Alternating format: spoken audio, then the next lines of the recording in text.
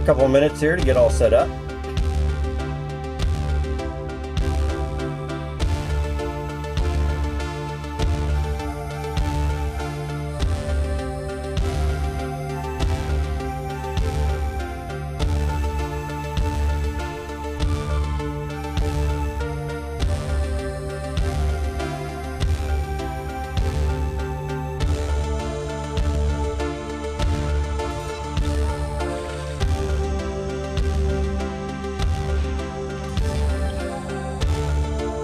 How's everybody doing today?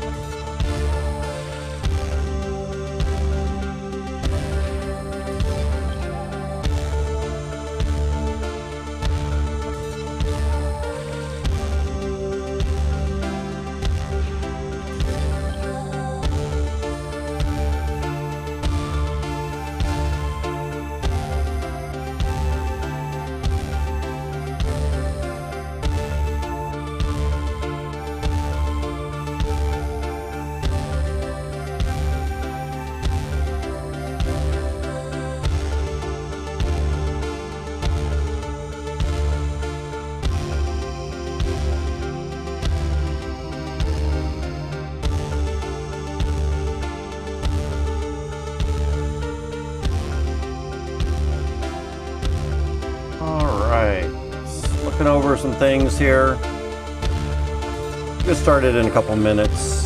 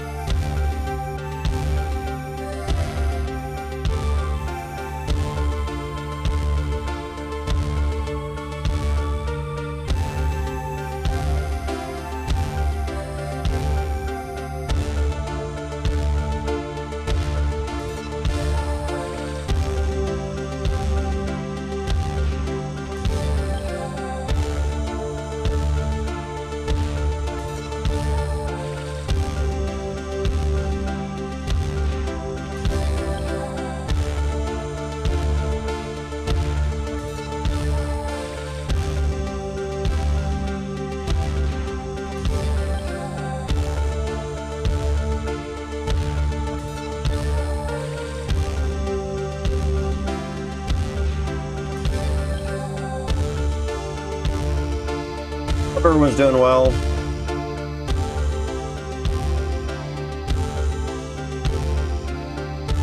Just about ready to get stuff started here.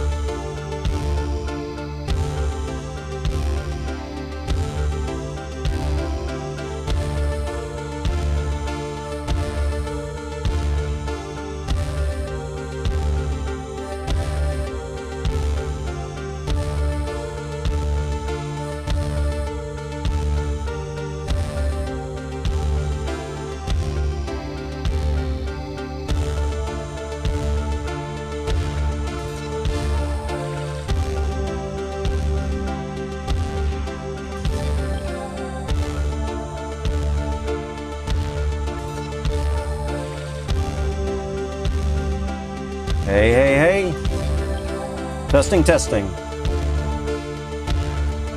think we're all good here.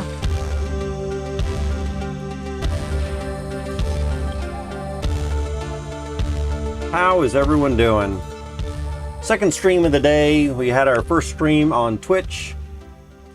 3-hour stream over there. If y'all are not catching me over on Twitch, That might be something else if you're looking for more DFK content. Usually do about 3 hours over there as well. Maybe I should drop my Twitch link just in case anybody needs it. I don't have a lot of macros here on YouTube for that kind of thing yet. So twitch.tv/rock808 should be the URL for over there. And so this is our second stream of the day. We're trying to do 2 streams, or morning stream over there and afternoon stream over here on YouTube. All right, so we did a lot of good things on stream this morning. One of the things that we want to look at real quick is a update on the to-do sheet, and that's what I'm going to be looking at here on the other screen. So looking at it, we can see that this morning I checked a lot of the markets. If you're interested in market analysis and how that stuff goes, the morning stream on Twitch is kind of what I'm covering with that. We did a little bit of, we'll updated all of the spreadsheet information, and for the 3 accounts that I've got, or 3 wallets that I've got over here, and made sure that all of the good information is stored from day to day, so we can see a little bit of the progress of our heroes, and also keeping in track what these bots are doing for us as far as farming goes. This is the waifu bot that Carlo puts out for us, and on 3 of the wallets that I have, how are they doing? So I think this one might be a little stuck. We'll have to check it out here on the stream in a little bit. Looks like 9:45. I had to go in there and manually update this guy, but that is one thing we're going to work on a little bit today as well. Anyway, let's run down our to-do list a little bit. Something else that I just want to verify here is we were able to stick a little bit of money into one of these pools. Let's verify that we see it now on here.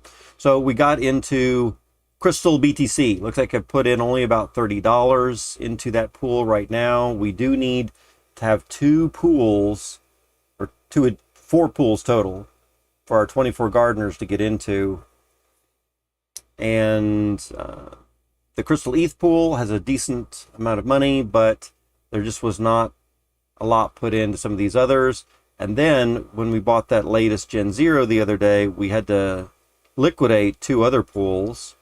And now I'm just starting to get a little bit of funds back into that. And for some reason, I am having difficulty finding available funds. Could be that we just scarfed up everything for that Gen0 that we could find, and there's just not a lot laying around. Might need to think about adding a little bit more. But I also don't want to consolidate too much. Do need a little bit of diversification. There just might not be that much funds to go around right now. But anyway, we started this 3rd pool earlier this morning. Just wanted to make sure that it was here, and we do have a tiny bit of funds in there. But hopefully what we're going to see is that we're getting better returns than 0.0004. If we come back up here to history, see, this looks like it's, yeah, so this looks like the pool for the Crystal of Ox, which gives us 0.04 and 0.01. It's not the best. This pool right here looks like it's the Crystal ETH pool, 0.69, 0.37.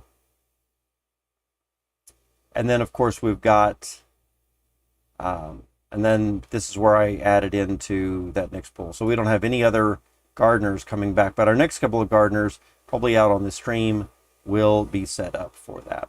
Something else that I want to make sure that I do real quickly, because it is going to happen on this stream, is come over here to another account, another wallet, this one right here, check let's refresh that. look at my active quests. And in 26 minutes, I need to set an alarm for this. I said I was going to earlier, and I don't think I actually did. So in 26 minutes, I guess, we'll want to come back here.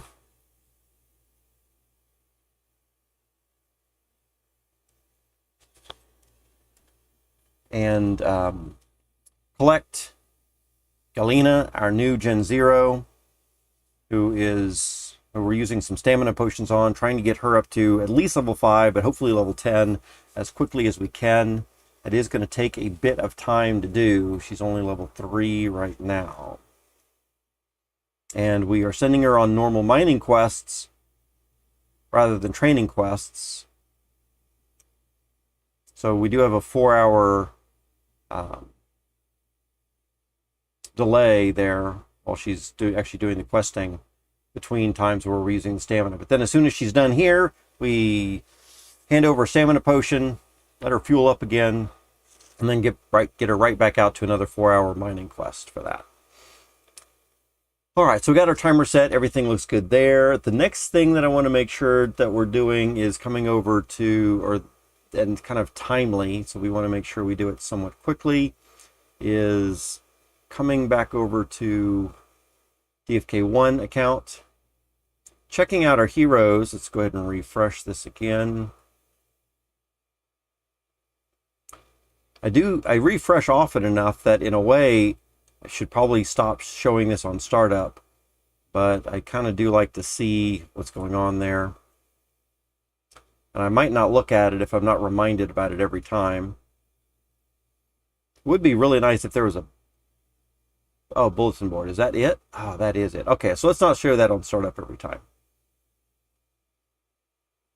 Okay, we'll just look at it through the menu once a day, perhaps.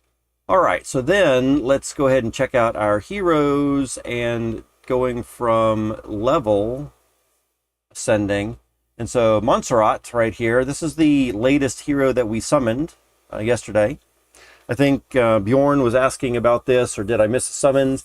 We might be doing another summons today, but man, I feel like maybe not. And part of the reason would be because we just don't have the funds right now.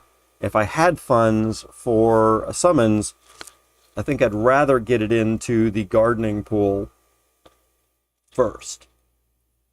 So we might need to wait one day until I can have a little bit more time off stream to wrangle around some funds and see if I can get at least $160 available from somewhere to put $80 each into 2 different pools. Anyway, this was our recent summons. This Priest, Seer, Rare, Gen 1, 10 of 10 summons, of course, and a Priest Gardener actually makes a good gardener, and so that was a good thing too. And we got a green bonus there. Hey, potatoes, how are you doing? Welcome on in. I think you're the first person here, at least to say hi. Hope you're doing well today. We're just finishing up some of the tasks that we started on this morning stream on Twitch. Not sure if you're able to make those early morning streams or not. Missed you over there. And so as we're looking at this hero right here, we've got a while to go, several days to go until we get up to level 2. But in the meantime, I want to make sure that I've got a couple of heroes available for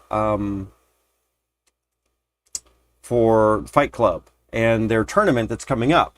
And look at this, I have another level 1. I didn't realize that I actually had another level 1 on this account. Interesting. Ingar, I don't remember. Warrior Priest? Gen 1, level 1. Did I summon that recently? I'd have to look that up. Let's see. Doing great. You say you're doing great. That's fantastic, Potatoes. I am doing very well myself. I've been missing Twitch streams, been staying up far too late. Oh, I hear you. I've been staying up kind of late too, and it is a struggle to get up and do those. I want to be starting those Twitch streams. In fact, I think I'm going to press myself even harder to be starting those Twitch streams at 9 a.m. my time. That's U.S. Central. Going from 9 to 12, and then taking a 2-hour break in the middle of the day for lunch and just to maybe get another little bit of work done offline, and then pick back up here at 2 p.m. Central, which is just 30 minutes ago, until 5 p.m. That'll at least be 6 hours of streaming each day, which sounds about right. And then maybe if I squeeze in a little bit more here and there, that would be fine too. We'll see. But my goal is at least 6 hours of streaming a day, 3 hours in the morning, 3 hours in the afternoon. All right, let's do a little bit of something here. So one of the things that I want to look at is, let's just double check this hero ID right here for Montserrat. And if I come back up to here, we do see that the hero ID is on Serendale, which of course we expected it would be, but that is our hero there. And then the other hero that we've got is this one right here. And I have a feeling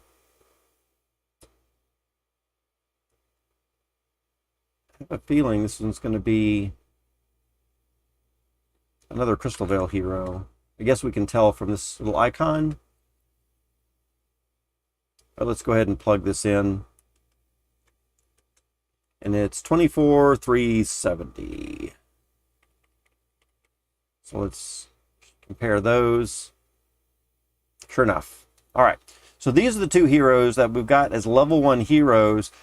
This Montserrat being a priest gardener right here. I think this is going to be one. This is a really good priest from what we looked at the other day after we summoned it. And so I think this is going to be definitely one on our crew for the Fight Club tournament that's coming up. So one thing that we could do today is we could look at this warrior right here and see, is this going to be a good warrior? And, you know, to be honest, I'm not even sure how we would tell if it would make a great warrior or not. Maybe just look at the current stats, I guess. If we want to see that it does have current good stats, like there's a 17 strength for a level 1, it's not too bad, right? 19 and 11 for the stats on this priest. But I'm not seeing anything else in double digits here, so that might not be a really fantastic warrior. Maybe we'd need to think about another one. Fortunately, we do have, I think, a week. I think it's October the 5th is what I heard was when the next Fight Club tournament's going to come out for all the level 1s, all the level 1 players. So that gives us about 6 days, actually. So we can have 6 days, and I need to get 3 level 1s. I could buy, or we could summon. And since we're planning to summon some things anyway, maybe we should just try to summon 3 good heroes. I have a feeling that all the level 1s that are any decent are going to be scooped up off of the market, or they're going to be super high priced before this tournament coming up. So we might do better trying to summon our own. That's my feeling. I don't know what y'all feel. Y'all might think the same thing. But in the meantime, I want to make sure that these guys, these current level 1s, and especially Montserrat, does not level up. Even though I do want them to get experience throughout the rest of this week. So what we're going to do is we're going to recognize that these 2 heroes are on my Rock 808 account, which is the DFK account. Then what we're going to do is we're going to come over here under my downloads directory and see that waifu 1, waifu 2, and the play to earn. I've got 3 different directories for those. So in waifu 1, we've got our configuration for this bot and the level up specifications right here. And so right down here, I've got some level specifications for the Gen0s and everybody else. So I think what I'm going to do is right in here put Fight Club Keep Level 1. And so we're just going to have some entries in there for these other 2 heroes.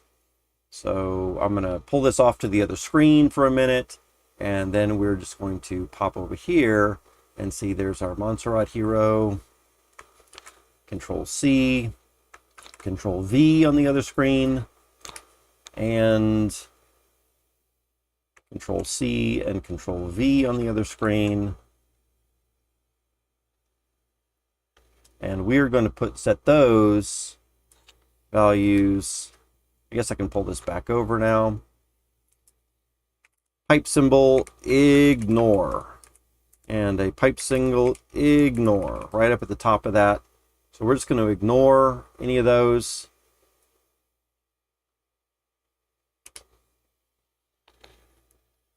Let's see, Potato says, they did a cool stream last night, ranking classes. Warriors are tier 1, I believe.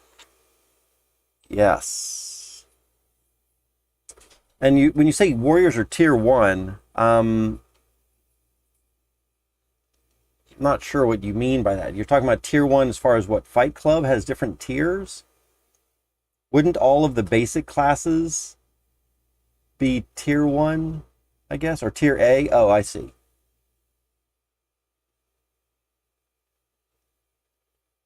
I'll have to watch that video and see a little bit more about that, especially since I'm going to be in that tournament, looks like.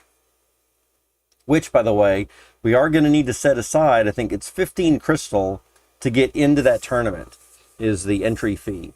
So want to make sure to set aside 15 crystal so we're not scrounging there.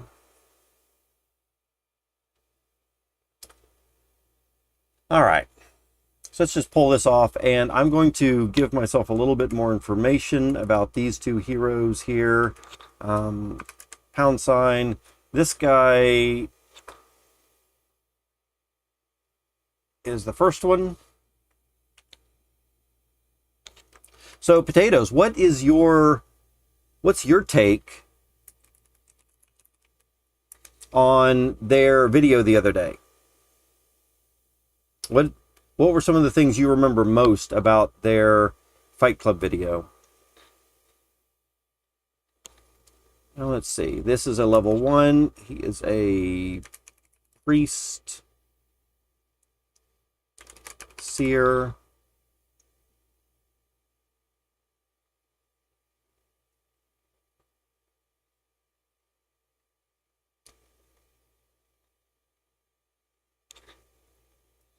And the next one is Ingar.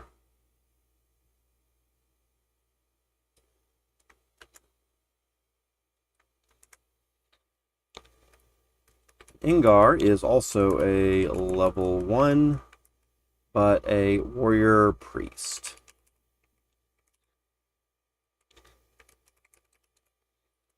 Okay. And yeah, so I'll definitely need to take a look at their video to see what is good. I'll probably do that after stream today, but thanks for a reminder.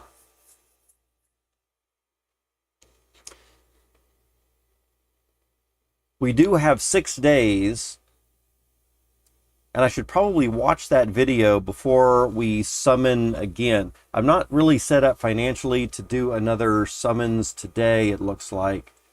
But one of the things that maybe we could think about or consider is, what are we going to summon next? And I am 99% sure that we are going to use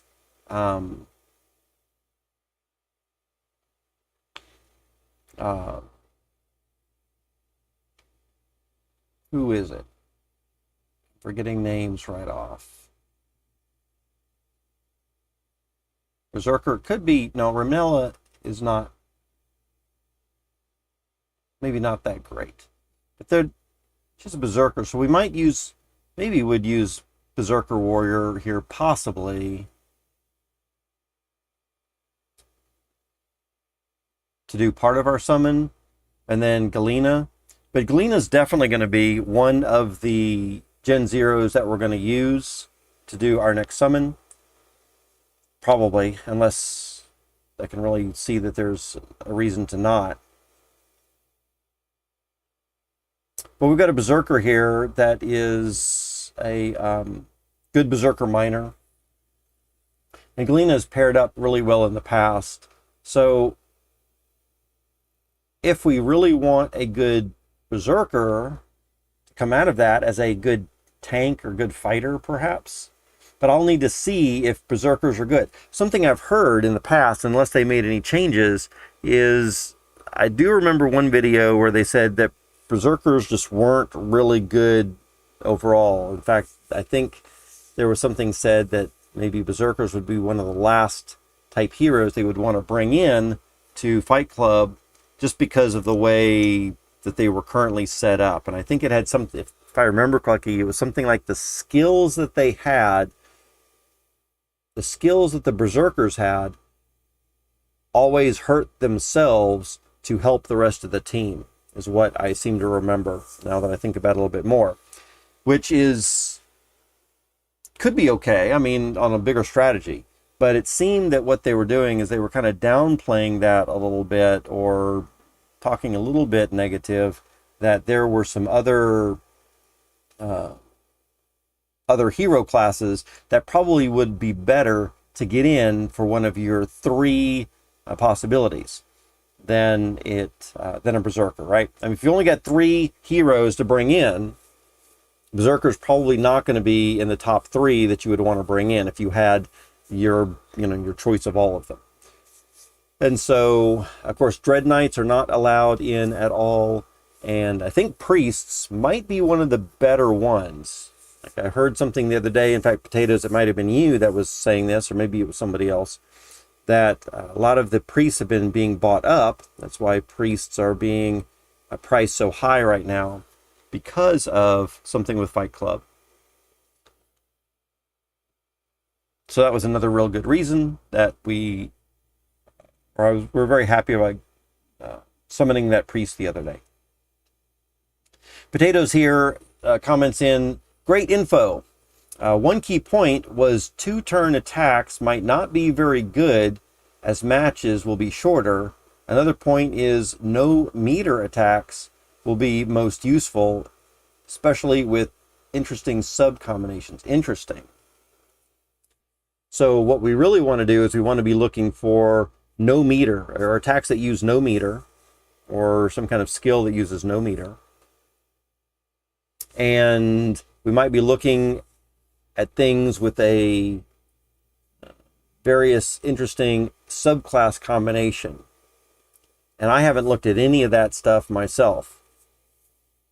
I do remember something being said about the subclass coming into play at least a little bit for Fight Club, but to be honest, I don't remember enough about it. So, like I said, I'll need to catch up on the latest video and spend a little bit more time. In general, Fight Club has always been, I say always, for the couple of weeks that it's been out, I guess, I've always felt that it was a little overly complex for what I wanted to dive into, so I never really did. And then, as I was convinced the other day that maybe it would be fun to get in there, even not expecting to win, just being a part of the community, just being a part of the tournament, and that fun, I think would have some good value, and I'd get something out of it. Y'all would get something out of it to watch how it's played, and I think that would probably be one of the main reasons that I would do it, is to see how, show y'all, an audience, how you could probably get in and do something. And even if you don't win the whole tournament, then it still is fun to play, and you might even win a consolation prize, which still could be pretty good.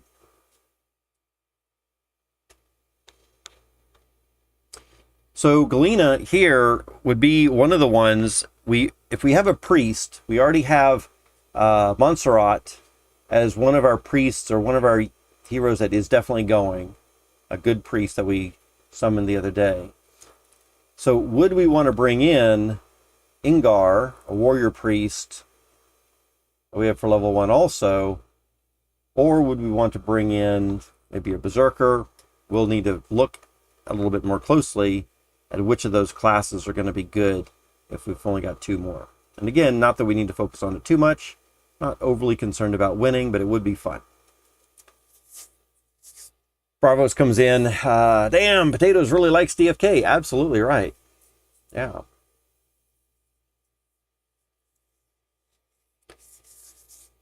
Yeah, Potatoes has a lot of really good information. I am definitely glad you are on top of the things you are. Potato says, each hero has 2 skills. Yep. Sub gives 1 from that class. Oh. So what you're saying is heroes have 2 skills. One of their skills comes from their primary class and their other skill comes from their subclass? That's a bigger deal than I thought. I mean, that's pretty much putting primary class or main class at an equal level for subclass as far as 1 skill from each of those. Potato says, got in deep recently. I have a feeling that this game, as we get more content, is going to suck more of us in deeper. Absolutely.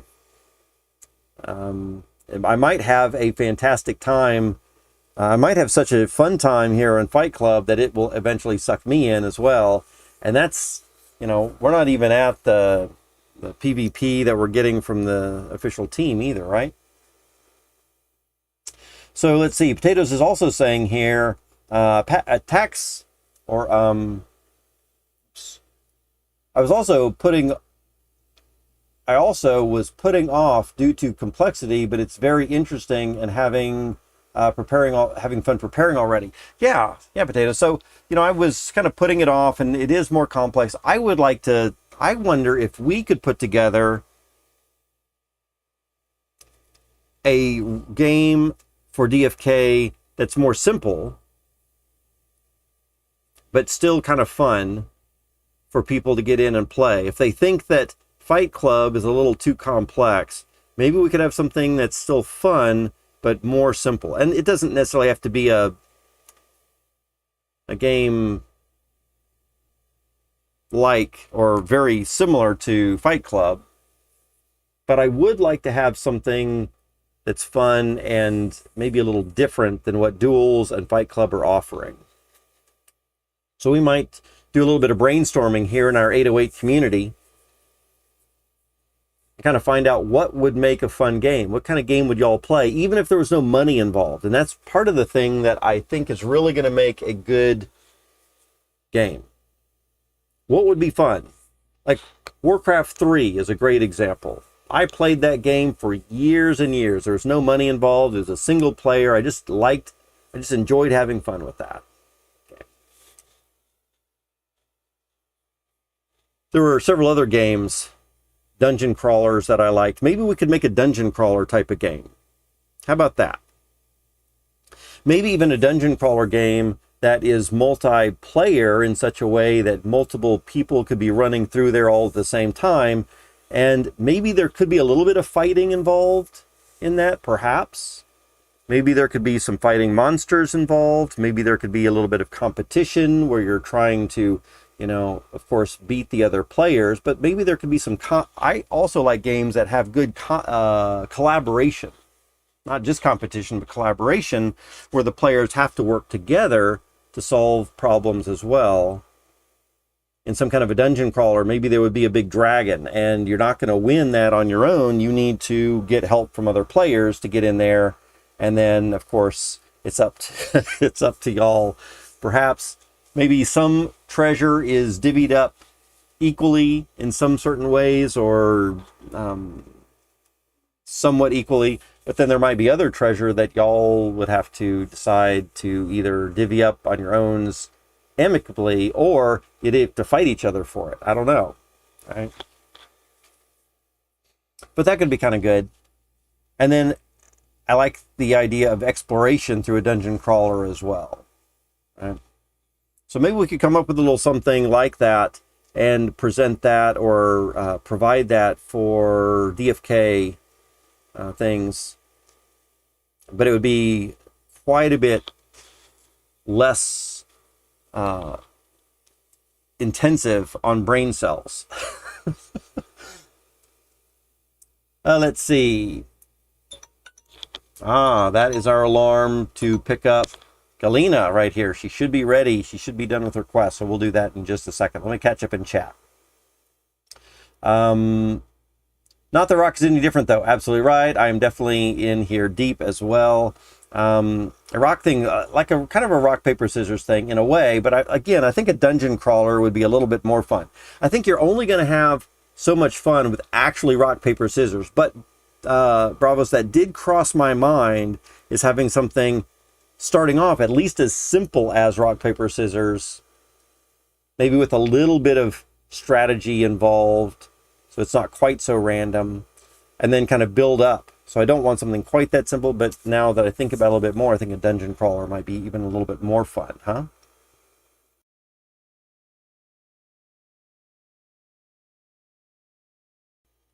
All right. So Potato says, no, to clarify, primary class has 2 skills. The sub gives one of its 2 for that class.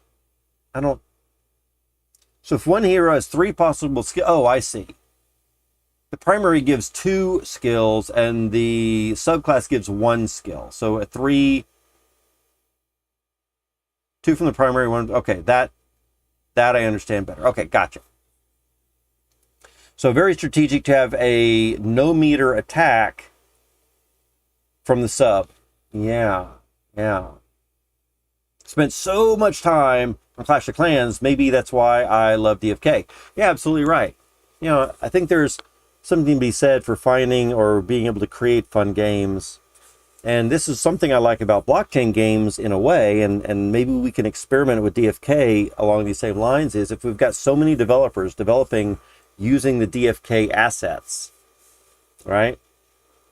That will help to give and strengthen value in the DFK, in owning DFK assets, whether they're heroes or bloaters or whatever, right?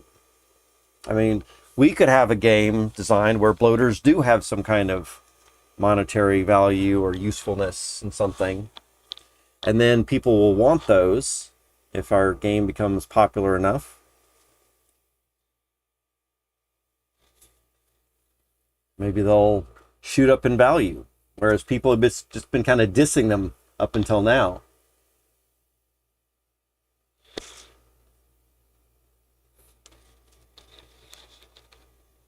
Bravos here says, devs developed development. Interesting, yes. All right, let's go ahead and collect our hero here. I'm going to refresh this page. Let's check out our active quests. We're ready to collect Galena.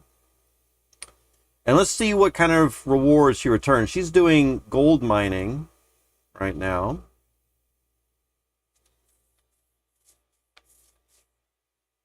We're trying to get this Gen0 up to level 10 manually and kind of as quickly as we can. We're using some stamina potions to help out with that. But we aren't sending her to training quests, which would be faster. We still want her to get experience, and we want her to get mining experience as well. So again, I'm seeing this is like the 3rd or 4th time, at least the 3rd time, we're seeing 140 XP, about upper 70s in gold.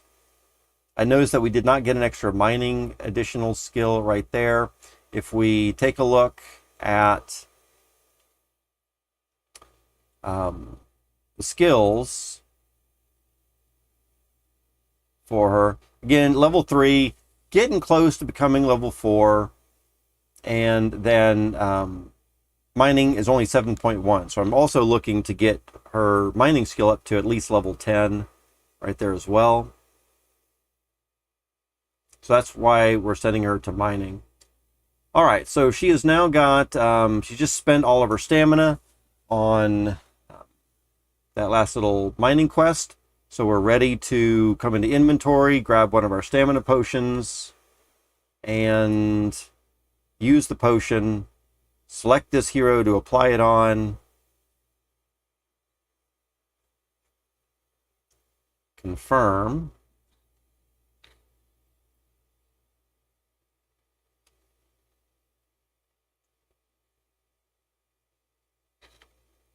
and we'll be off and running again. I think we're going to end up with about 4 hours and 10 minutes or so. Let's just see. Looks like I might need to make more stamina potions really soon. I think I only made 10 before.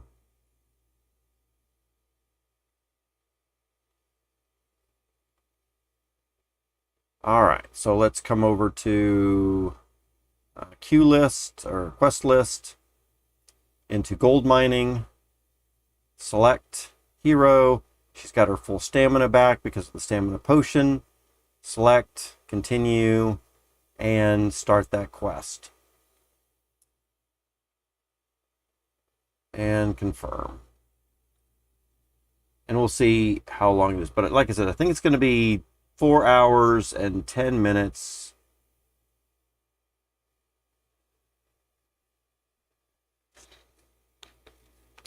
Let's see. Bravo Slab says, man, you keep talking about the minigame, but I don't see you teaching us Solidity. Yeah.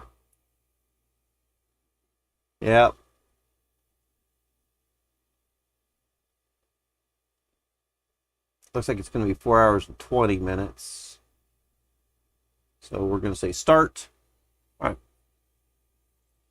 There we go. We're going to come back, or I will come back. I'm not going to be streaming for 4.5 hours or so, but I will come back and scoop her up again, and we'll do the same thing again. Every 6 hours, I'm setting an alarm. I'm sorry, not every 6 hours.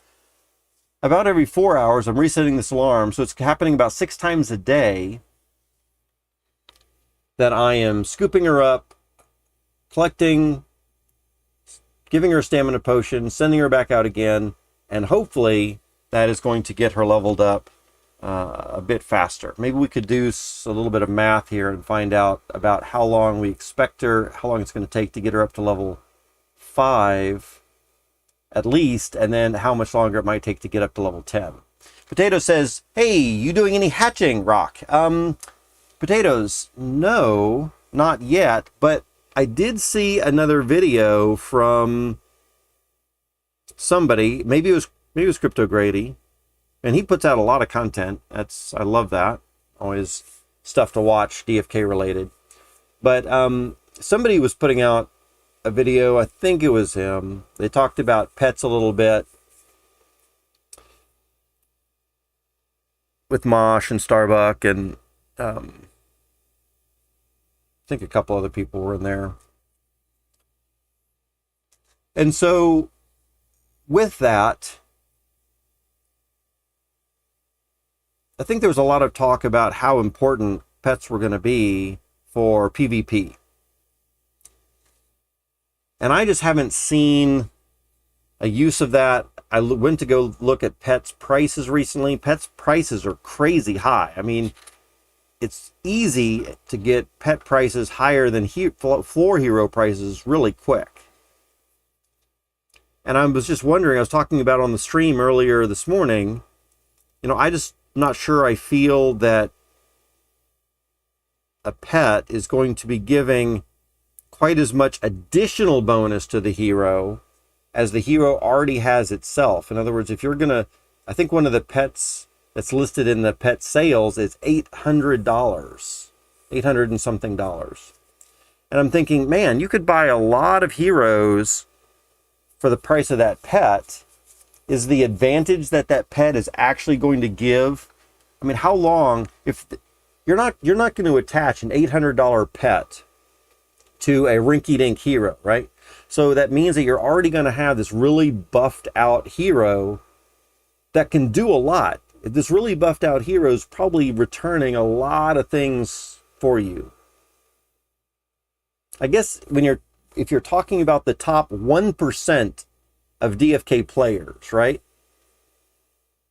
Then those people competing at that high, one half of 1%, the top players, they might be needing just that little extra edge to beat out this other person that is also in the top 1%, and it comes down to the wire. And so I could see there being a case for those super high top level people to need just that little extra edge. So don't get me wrong. I'm not saying that's there's not a use for that. Obviously, if you're up in that 1% tier.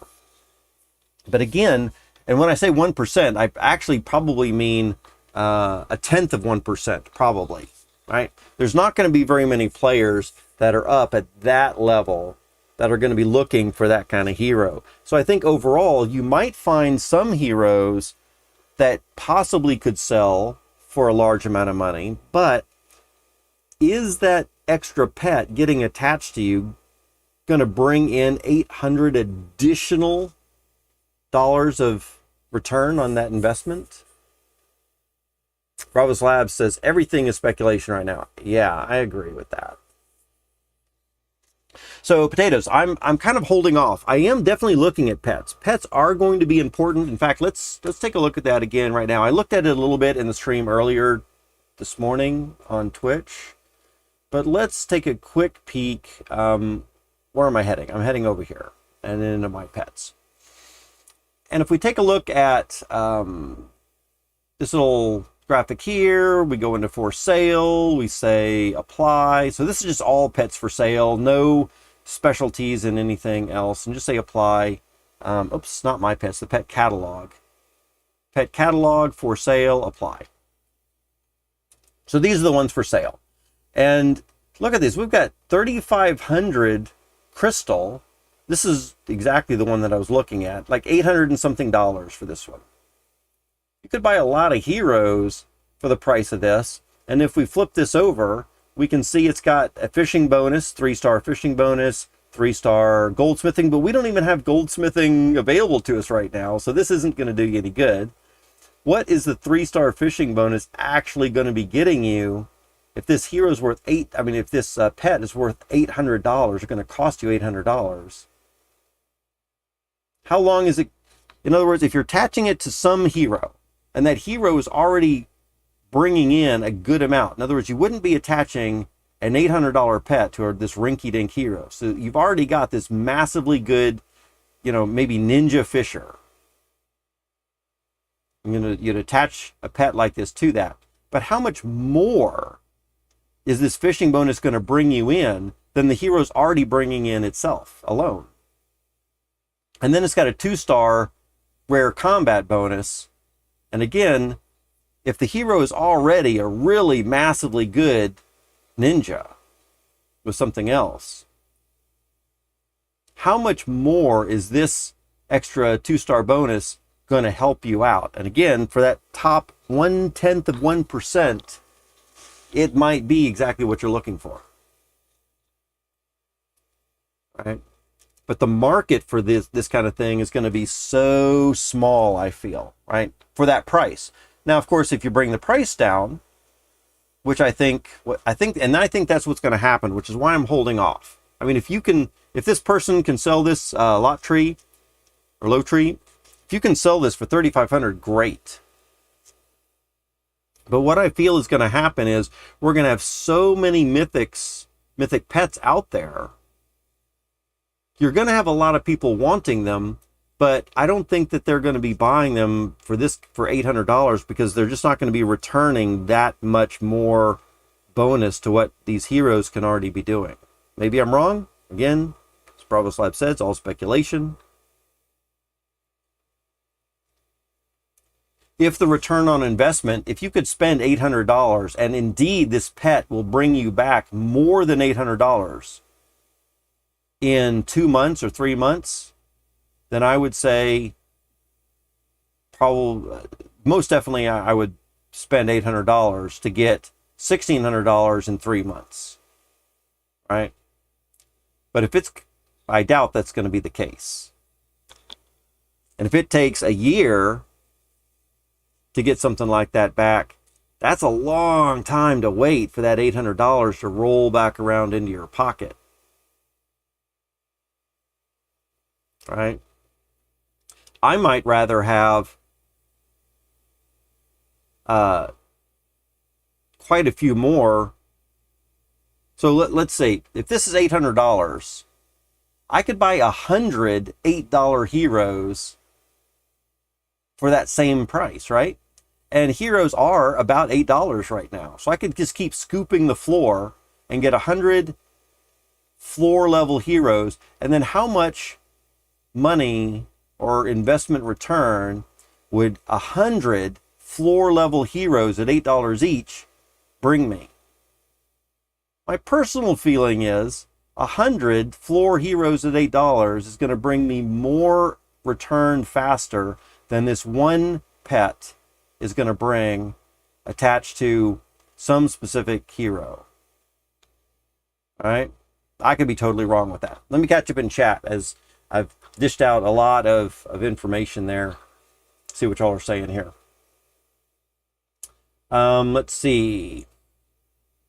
Bravo says, maybe you could do a course type thing, even charge for it. I would pay to learn. Yeah, Bravo, I'm not sure I would charge that, although I've thought about something like that, some kind of higher level. But I do want to give at least some amount of programming training and all that kind of stuff, just normal, free. I need to find out exactly what we're going to do.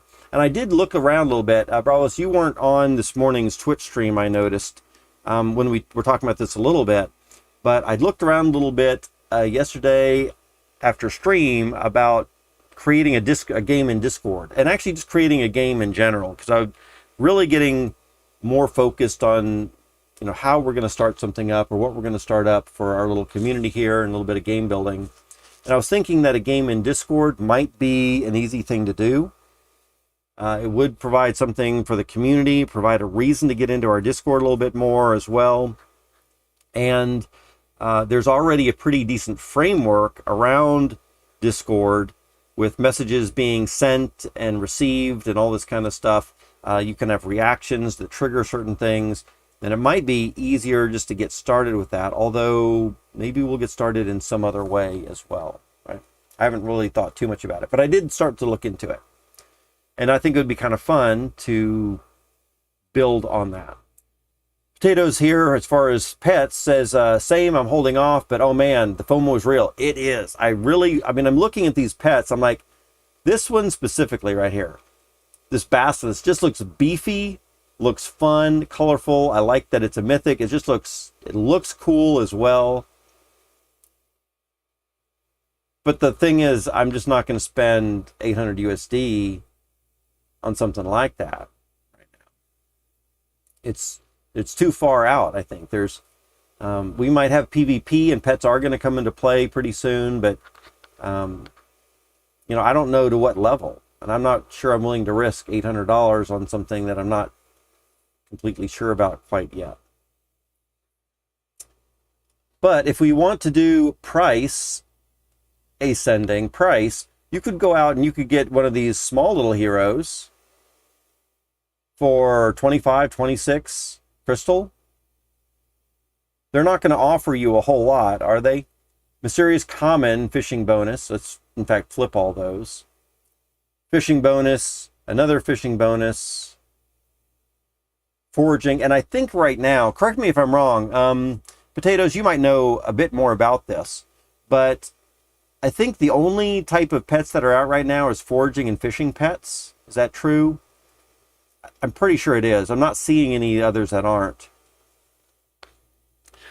Mystical Meows is saying, I want one that helps with gardening. Absolutely, indeed. I would like a mining or gardening pet as well.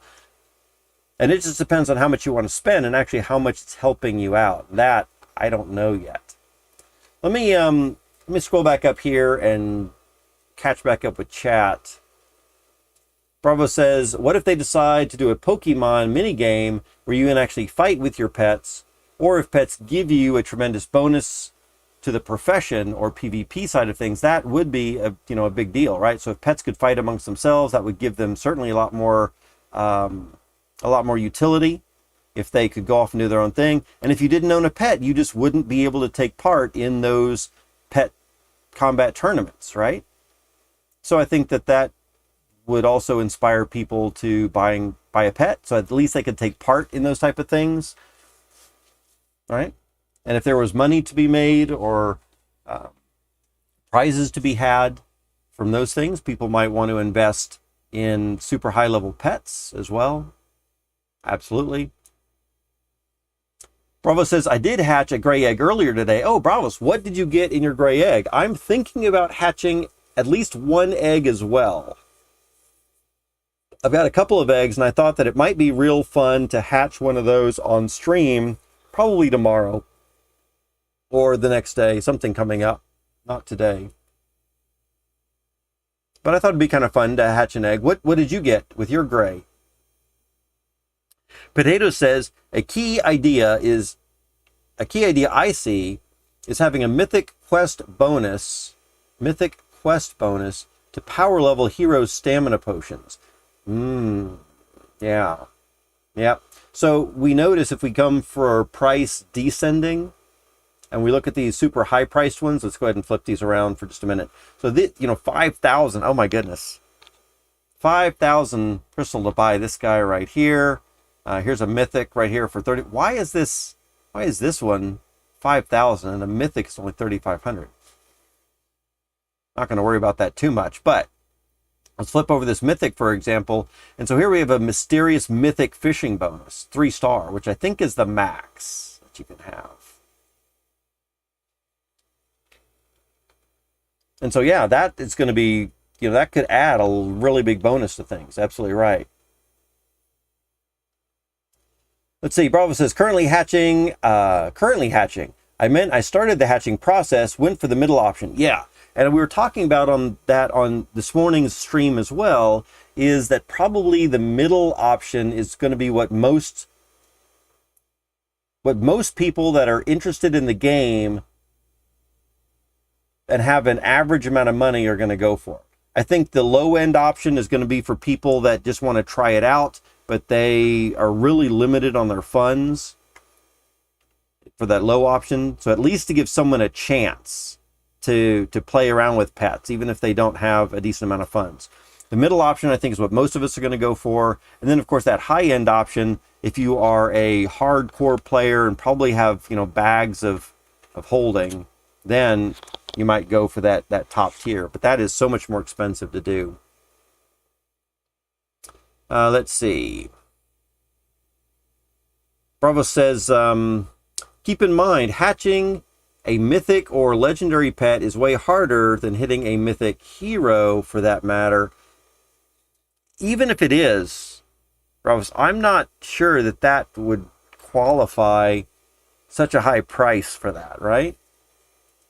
Just because something's harder doesn't necessarily mean it has to be exponentially high in price.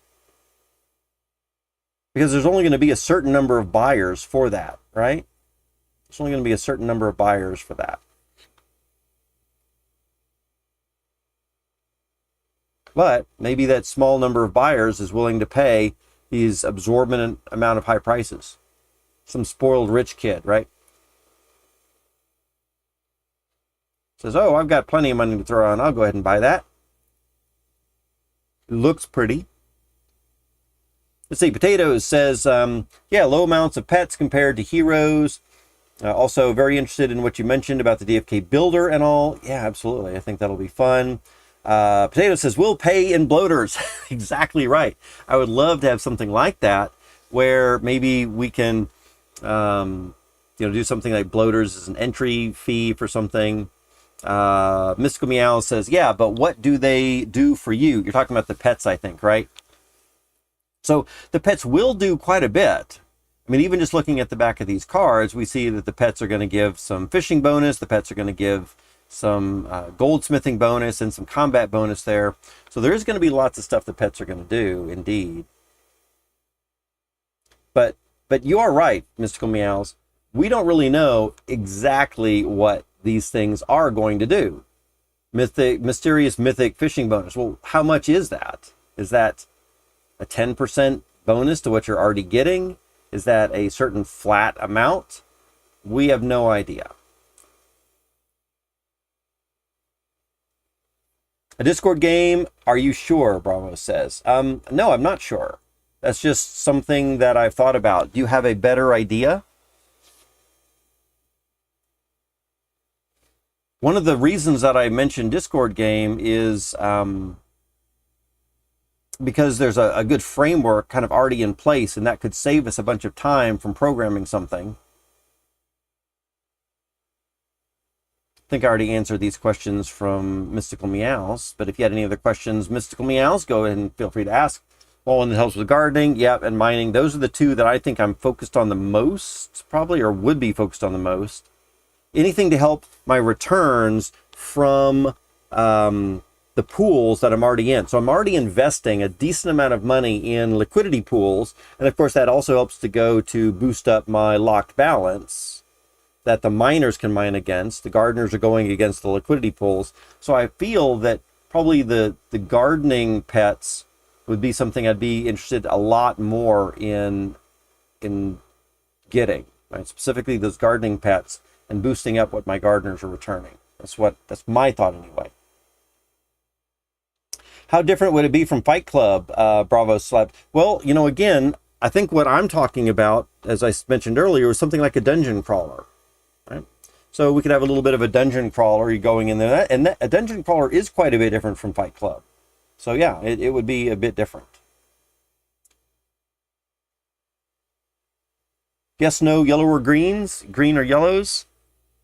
I'm not sure what that potatoes. I'm sorry. I think these messages are from 5 minutes ago or so. I'm just now catching up, and I'm not sure what that is for. I think you're talking about something with eggs. To be honest, I can see a whole new game based on pets. I could too. I mean, somebody could design that, absolutely. And that's something I love about blockchain gaming in general. Anybody could design something all around whatever they want. We could design a whole game where bloaters are the only thing that you pay in, right? So everything is in bloaters. And that gives bloaters value. You can go around and you can do things with bloaters. You have to have bloaters to play these games. The more bloaters you have, the higher stat you get to something, or the higher value you have. And then maybe you're paid not in bloaters, but maybe the prizes are actually in something like crystal or something else that is of higher value, but you need those bloaters to play. You need those bloaters to succeed, right? So absolutely, you could design a game around anything you wanted. Potato says that 5K is an odd variant, I think. Yeah, I think, who is this? Bud's LD Flip. I have a feeling that this person's just, you know, thrown out a number there and is just hoping for someone to grab it, but I don't think they're going to get that. Again, I could be totally wrong.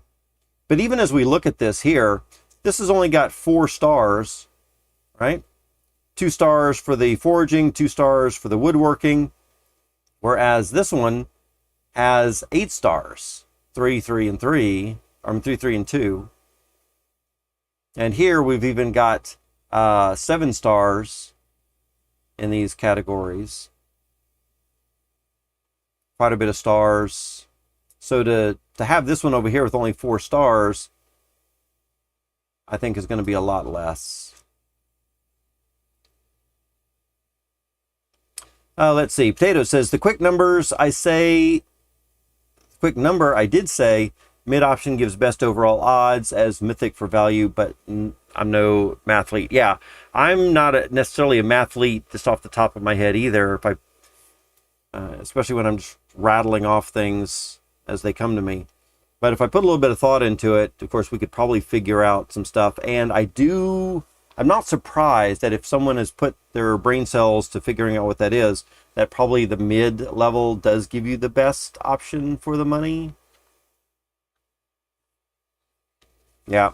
In fact, I think I've heard that before in some other place also, when somebody early on when pets were coming out and we saw the different options to incubate those. I think someone else had mentioned something like that too. So it seems like I'm hearing that from several people. Right? PvP teaser is out. What? Do you have a link for the PvP teaser? Where should I be looking? Man, I need to fix up the stream so y'all can drop links in here, because I really want y'all to be able to drop links. Let's check it out, and we'll check it out as a group here. Looking at the animations and so on. Very cool. So let's see. By PvP teaser, let me just ask. See, tell you what, probably the best place for me to go start looking, come to think of it, is in the announcements here, right? Shouldn't be that, isn't that where we should be looking? Teaser video, there it is. Dun, dun, dun. So let's see what Bullen says here. Our fantastic friends at Wisdom have put together a quick teaser trailer for the PvP mode they are hard at work developing. This is certainly not final gameplay and is just meant as a quick showcase in the name of transparency, while they have been making massive strides on functionality and started implementing hundreds of skills and abilities into the engine. Oh my goodness. I'm extremely excited to share not only this trailer, but also some exciting things to expect in PvP. Fun facts. 30 abilities per class. Oh my goodness. 30 abilities. You know, I thought Fight Club was a little complex with its little things, but 30 abilities per class? Are you kidding me? Skill trees including 30 main class abilities representing introductory and advanced skills and magic. Subclass does matter, right? We've been kind of ignoring, I personally have been ignoring subclass for a lot of things. I think some others have too, but now we see subclass does matter. Of course, I've been hearing that for a little while, but now they're definitely coming out with that. Introductory skill tree available based on subclass for matching main and subclass heroes. They will unlock a special and exclusive ability for that. All 4 genetic traits. Access to all 4 genetic traits in battle. 2 passives, 2 actives, but they each make an impact in early game competitive combat, right? And we've been talking about that for a little while now in the active and the passive to end up getting, you know, you go from your basic to your advanced, elite, and transcendent abilities there for your genetic traits. 25 keyword mechanics so far, which means there's going to be more. Recognizable keywords such as stun, silence, etc., but also situational such as exhaust, daze, banish, and many more. So, wow, that is going to be very interesting. Strategic turn-based battlefield will be fun for the most casual to the most hardcore. So, in other words, this sounds a lot to me like the Fight Club tournament that we already have. Well, except probably a lot more involved, right? Even at a more advanced level. But it does sound it's going to be turn-based, a whole bunch of abilities, all this stuff comes into play. Require attention and not allow set and forget, right? So this is something else where we're going to need to be paying attention to what's going on. We can't just set something, run off, and go to it. So that can be fun, but it also means it's going to require your attention. Scalable and tiered competition to allow for all players while remaining fun. So even the entry-level players are still going to be able to have fun, interactive, strategic, and rewarding. Living game patches and balancing after release in our ongoing partnership. So they're going to continue to release and all that kind of good stuff. So very, very cool. And then finally, if you read all of that before watching this video, kudos. If you didn't, I get it. I wouldn't have either. Now watch this again. So I guess he's expecting a lot of people were just to jump in and watch the video, which we are going to do right now. So let's check this out here.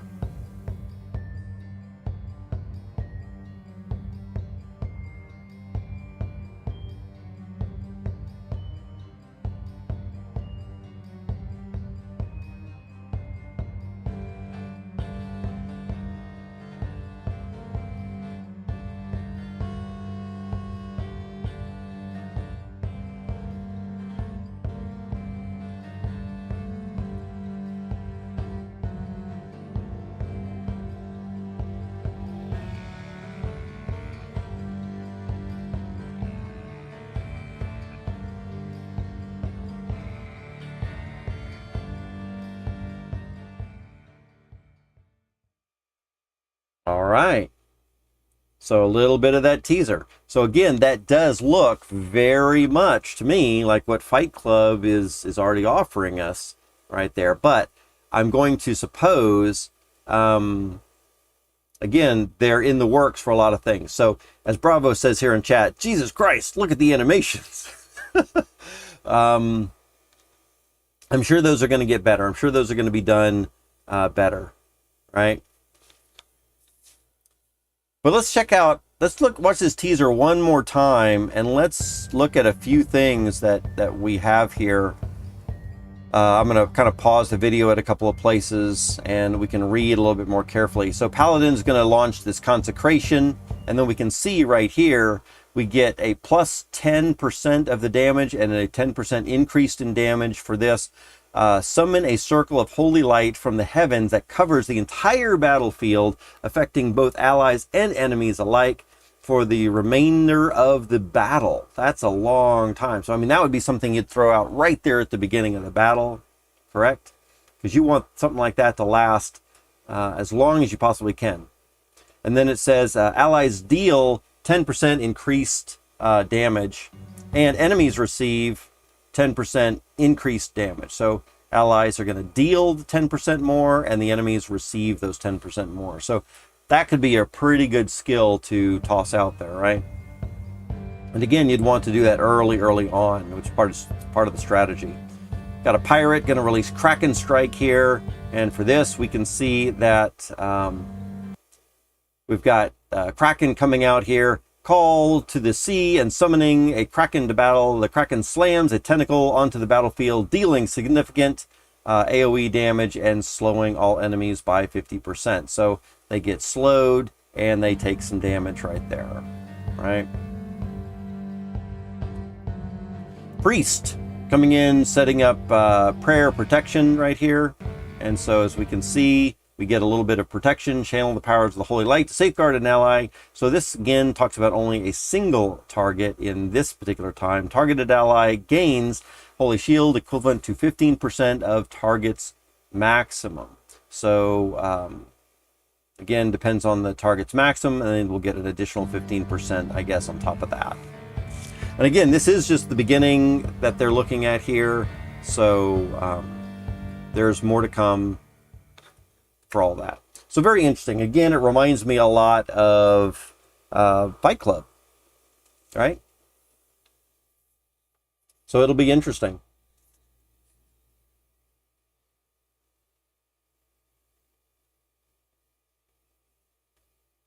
I think with the current success of what Fight Club is already looking at, a lot of people are very excited about Fight Club, but a lot of people will really be enjoying this too, and especially if they can have some good graphics out of that, if they can get a little bit better at doing some things. So, yeah, fire, dude.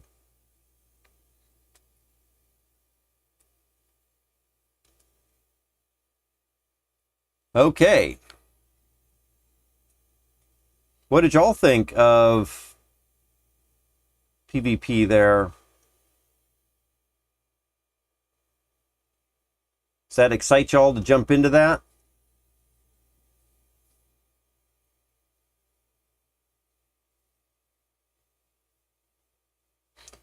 All right, so we are doing... See, I don't have any more funds to add to the gardens right at the minute. Add more items to LP. I think I do want to do that. So something else that I've got for myself to do is I want to come over to this other account. I've only got 508, or I've only got one crystal. Man, I can't add to the liquidity at this moment. That's okay.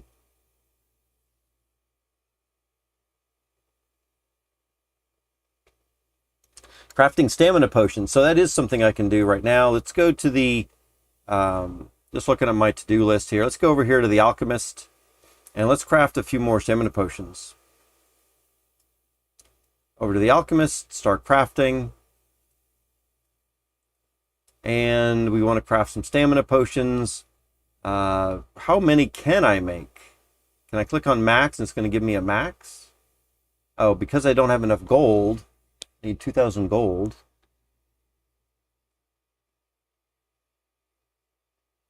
Do I have USD value? I think if I had USD value, I would have already plugged it into the pool earlier.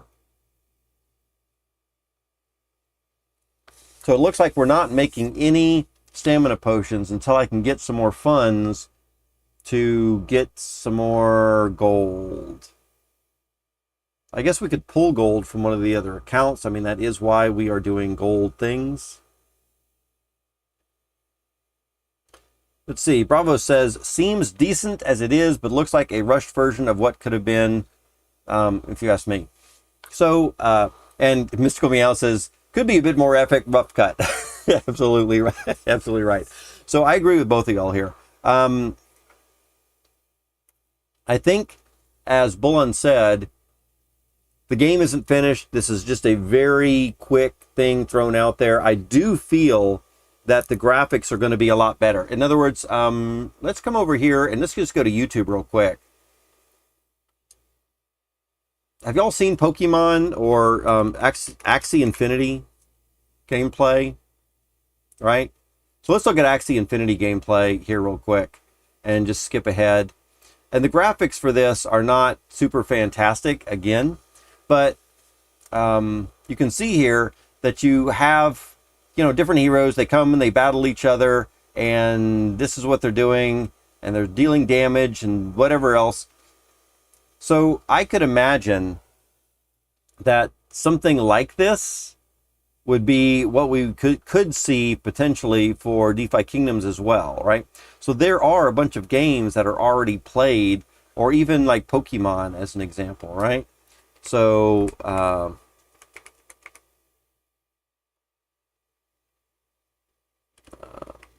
Pokemon gameplay.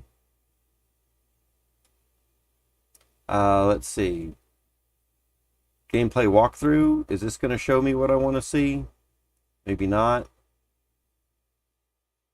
This looks like something a little bit different. So going and picking up the Pokemon stuff, which of course isn't really what we're talking about. We're probably talking about more about fighting things. Oh, so this right here, right? So you go and you have your little Pokemon stuff and they're battling together, right? And so again, something like this is what I could see for the gameplay in DeFi Kingdoms. You have your couple of heroes, they choose the attacks that they want to do, and then they come out, boom, strong style, and then they go and they do their little battles and all this kind of stuff. So this is the kind of thing that I would expect. So notice that the graphics are still a little cartoony, which I would expect from DeFi Kingdoms as well. I think DeFi Kingdoms is kind of looking at that style. But notice how the graphics are a lot more smooth and they're not very pixelated. And I'm going to assume that we could have something like this. However, I think that DeFi Kingdoms also specifically has a pixelated style for some things on purpose. And so maybe the gameplay will kind of do a little bit of pixelization on purpose there. Let's see. Potato says, so happy I've been accumulating advanced subclasses. Interesting. Yeah, that could be kind of fun. So Potatoes, I think, you know, I think you touched on this the other day when you mentioned something about me summoning, and I'm not looking at the abilities there too much, whether they're basic or advanced or elite or anything like that. And it looks like you have been. So that is going to be pretty cool, right? For you to take advantage of that so quickly. Bravo's here saying, search Pokemon Ruby gameplay. Ruby? Pokemon Ruby? Is that something a little bit different? Or is that what we were just looking at? Pokemon Ruby long play? Yeah. So if we look at this, okay, so there's some talking. There's other stuff. Yeah, so this type of game, this is something that I could see from DeFi Kingdoms as far as like a dungeon crawler and everything. So you've got a bunch of heroes, they're kind of wandering around in a two-dimensional map and all that kind of stuff. This is the kind of thing that I would kind of want to make in Discord as an example, or something similar to that as far as what we could do. All right. Do they have any fight? Oh, I guess they have some fighting here. Yep. So this is very basic graphics as well. Let's see what happens. So they throw out their little Pokemon. They get their couple of things here. They have their levels and there's their hit points. They choose what they want, potions. I guess that's not what they want, is it? Skipping ahead a little bit here. Where were they actually doing some of that fighting? A lot of wandering around, but that's not what PvP is going to be. This is just more dungeon crawling, which I think DeFi Kingdoms will eventually add something like that. But here we go. Soft sand, various types of thing. Oops, no, that's not it necessarily. Where's the fighting? Oh, so here we go a little bit.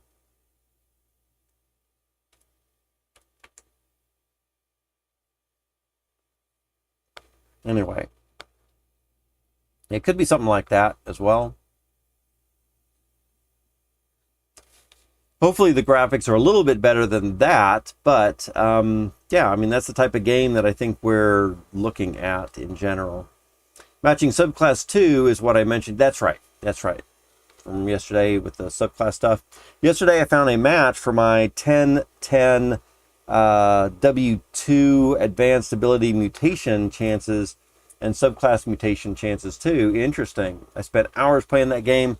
Yeah, I could see, you know, some of these games are very basic and a lot of fun. There was a game that I spent hours on not too long ago. I guess it was a couple of years ago, called Merge Dragons. And Merge Dragons is a free-to-play phone-based game. Very simple, I guess, overall concepts in general. There was a little bit of thinking and strategy that we had to do there. Not necessarily a lot. But I put tons of hours into that. Again, free-to-play. Yeah. All right, so let me take a look again at what I can do. I think I'm at a position right now where I just don't have enough funds to do some of the things that are on my to-do list. So the next thing is to generate some stamina potions. I guess we could come over here and look at this account right here, DFK2, which has 1,600 gold in there.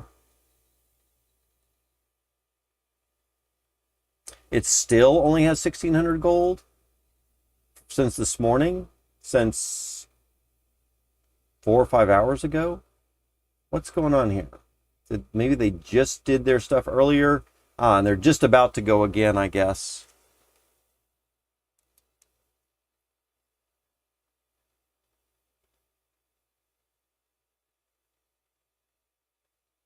So here we have another Gen0, a pirate.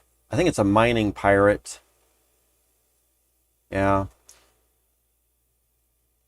So potatoes, you're giving me an interesting idea of something to do right now. Maybe what we should do is take a look at our heroes that I've got and find out if we've got any good matching pairs or something with some of those advanced abilities that I have not even cared to look at yet. But now that PvP is getting a little closer, and now that we see that people are starting to work on transcendent heroes, maybe we should take a look at that kind of stuff for our heroes as well. All right.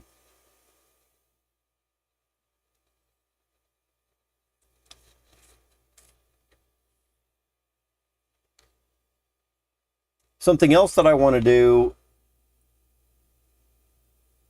at some point soon on our Darlantis Discord, I've got it on my to-do list, is we want to add a giveaway topic on the Darlantis Discord as far as a giveaway section.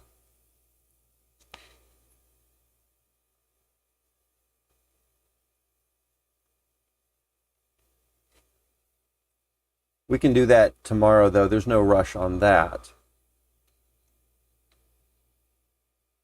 Because I think we're still in the early stages of it. So tell you what we're going to do. Let's come over here to, I think it's DFK Analytics. Or maybe it's not. Come to think of it, it might not be DFK Analytics. It might be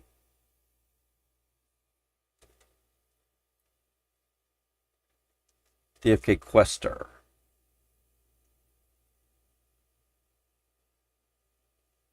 Whatever this is. So let's go to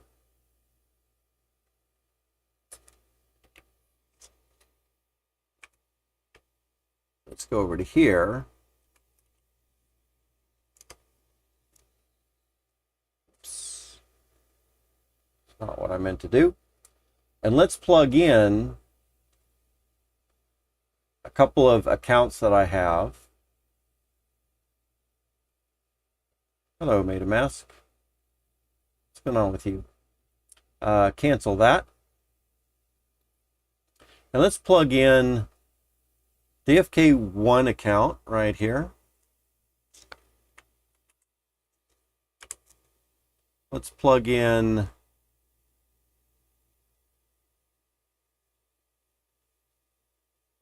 let's just start off with that. Let's see if this is going to give me what I'm looking for, even at this level.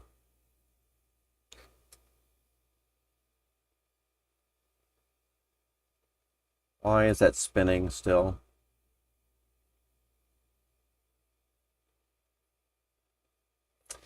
Let's go to DFK2 account, copy that.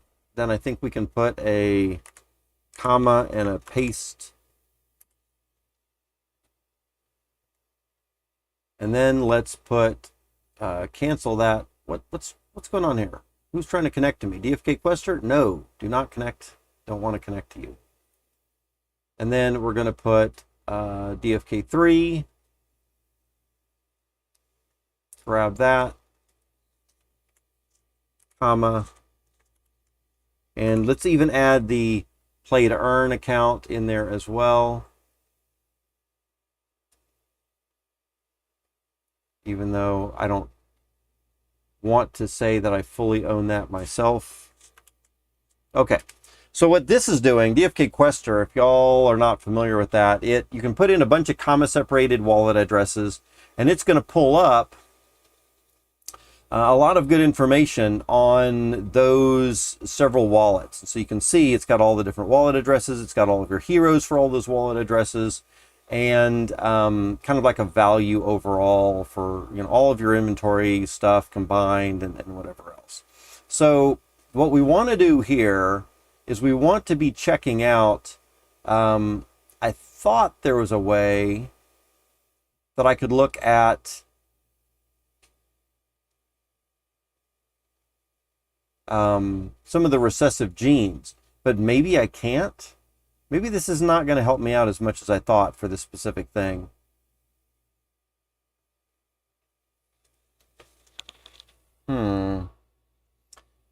I thought that I was going to get the ability to add columns or adjust the columns that I wanted to see. I don't see that ability right here.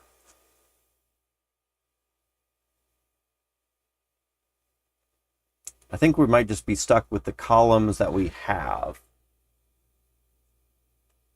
So professions and levels, classes, P growth. Yeah, this is not actually what I wanted.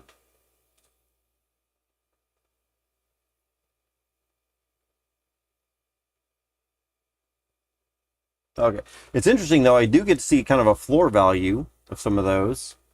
Let's look at what some of our floors. So one of these heroes, I guess it's legendary Gen0 Gardener right here. The Seer has a floor value of about 20,000 crystal. What kind of price is that? 20,000 crystal times about 25 cents per crystal. It's about $5,000 USD right now. Pretty sure I paid more than that a while back. But, I mean, that is what it is right now. I also find it a little interesting that only 2 of those heroes, Gen 0s, are listed for that much. Where are the other Gen 0s? Look at this. Oh, they just don't have any matching things at all. That's what the issue is. So this Gen 0 and this one, they just don't have any comparables, I guess. Might be the right thing to say.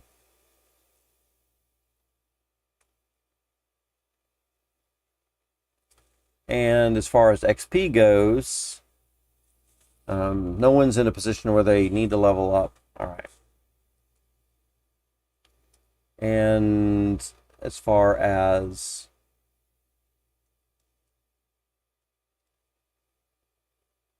levels go, these couple of level 10s are the only things I've got for level 10s. But let's see what kind of level 1s we've got. We do have 3 level 1s, but I think a couple of those are owned by the, or at least one of those is owned by the play to earn account or the investment account that I don't want to get into.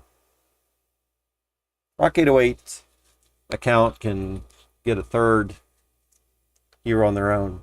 Let's see what y'all are saying here in chat. One of my favorite heroes is a Paladin. Highest vitality, hit points, growth of all combinations, and will be the ultimate tank. Wow, yeah. Yes, indeed. So what we're looking at right here is this Paladin. Massively high vitality, hit point abilities.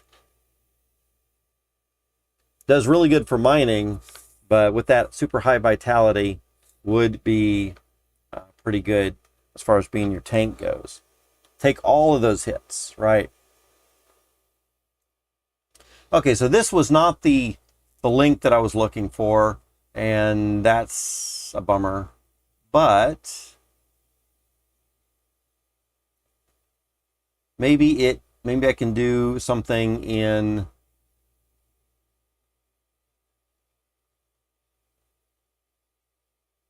DFK Analytics. Is there something with a wallet address here? Heroes. And unfortunately, I think I have to do each wallet individually, one at a time here, which is kind of what I was liking about the other website is I could just put all those wallets together. But here I think I'm going to have to do them one at a time. But we could still collect all the information and then we could put it into a spreadsheet where we could keep track of it a little bit more there in the spreadsheet, right? So I think this first account is, I guess we could look at it over here.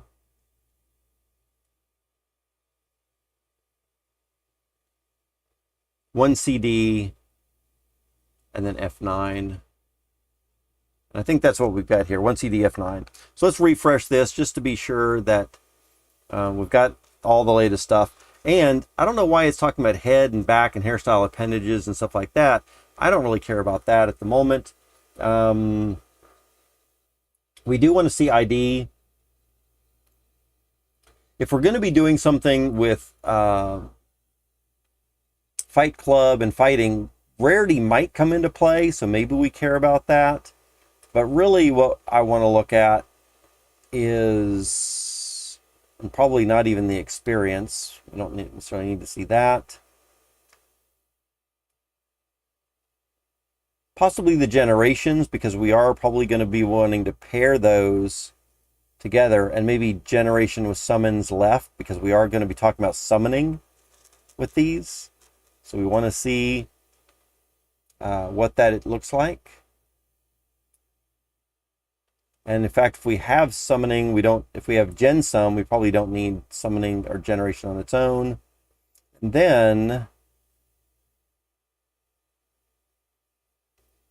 I don't really care about head, back, hairstyle, all these appendages, eye, skin, back, hair color. Just get rid of all those.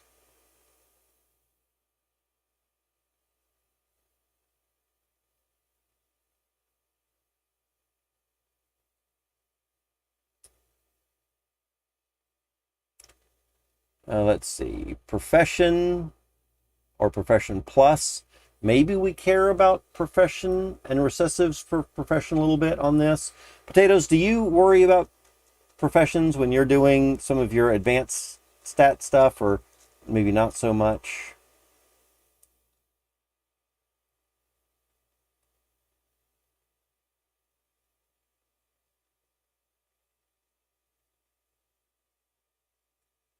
I don't necessarily feel that we care about class score or class score per level or growth score for what we're looking at right now.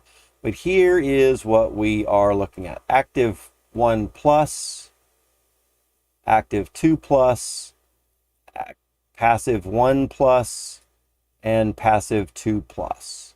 Those are the things we're really looking for. And then as far as mining and all this stuff goes, I don't think we care anything about those items. So we can turn all that off.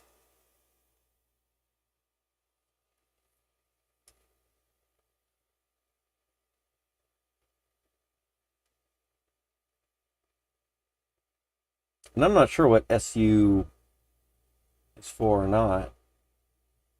SU1 and SU2? Special something?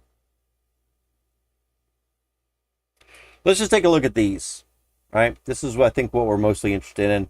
Let's see. Bravo says, gotta go. Have a good one. Thanks for stopping by, Bravos. Great to have you here.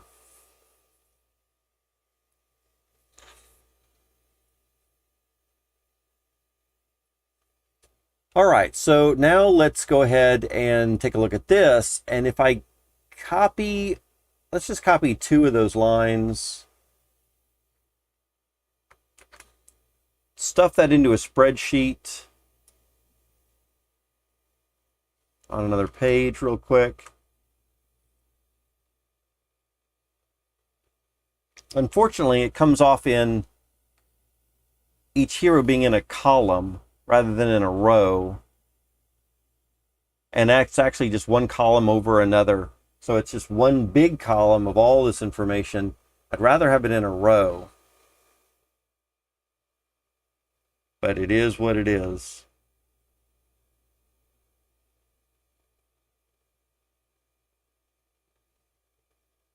And it also looks like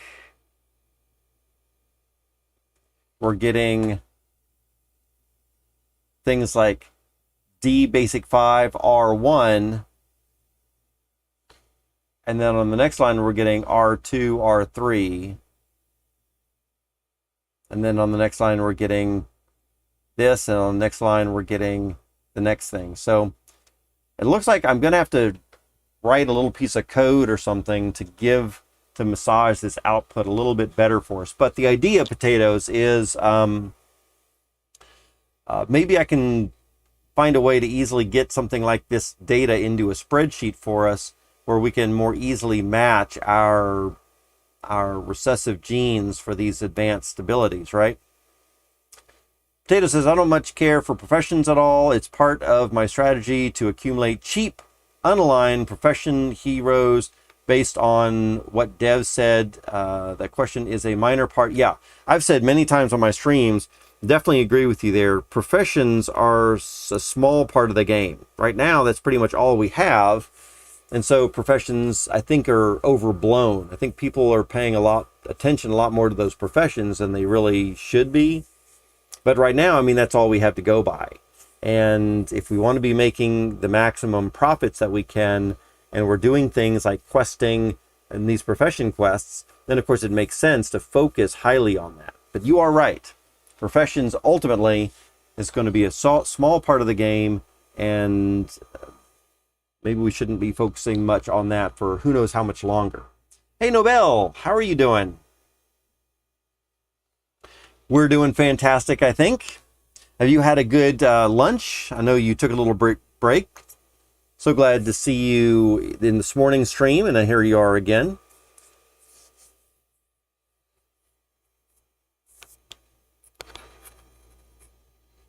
So we're trying to get some data, and ultimately we want to match up what are going to be the best heroes to match up together for some of these active and passive skills.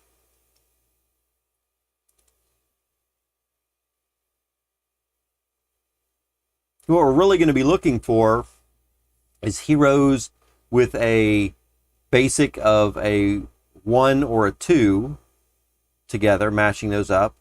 Or we could match up a 3 and a 4, or we could match up a 5 and a 6, or a 7 and an 8. Let's take a look over here and see if I've got any advanced level things, right? So let's do a filter for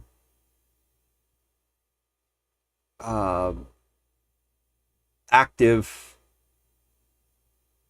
1+, and let's just see if any of that contains advanced. No. I do see something down here advanced. So I don't have anything with active 1 containing advanced apparently. What about active 2+?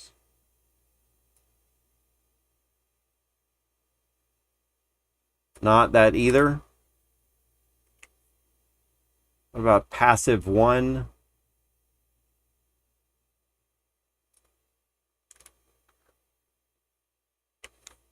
Or passive 2?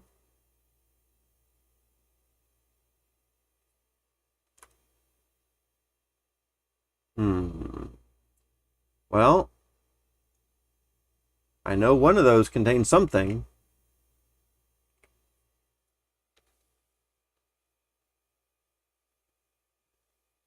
Right down in here, we've got dominant advanced 1. It looks like we've got several other advanced in a lot of other places. So why isn't that showing up?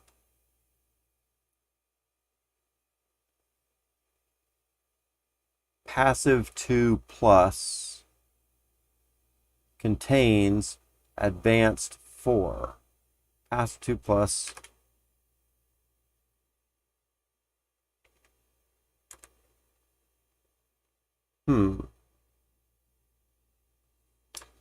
Let's see. Potato says, I had coffee and regret it now. I got hyped from PvP teaser. Oh, man. Indeed.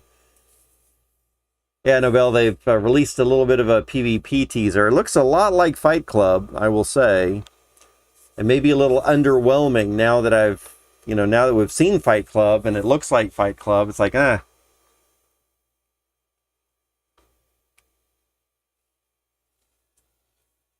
But it does sound like it's going to be even more involved than Fight Club. There's going to be more to it than that even.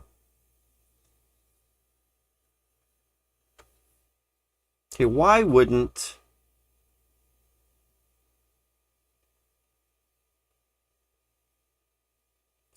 passive 2+ contain ADV for these heroes?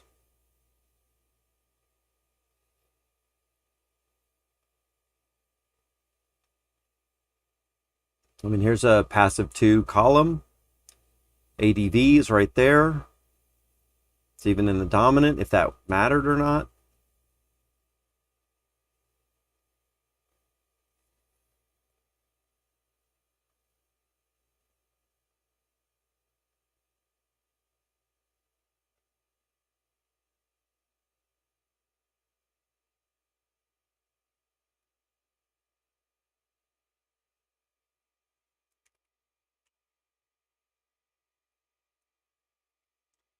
Let's see.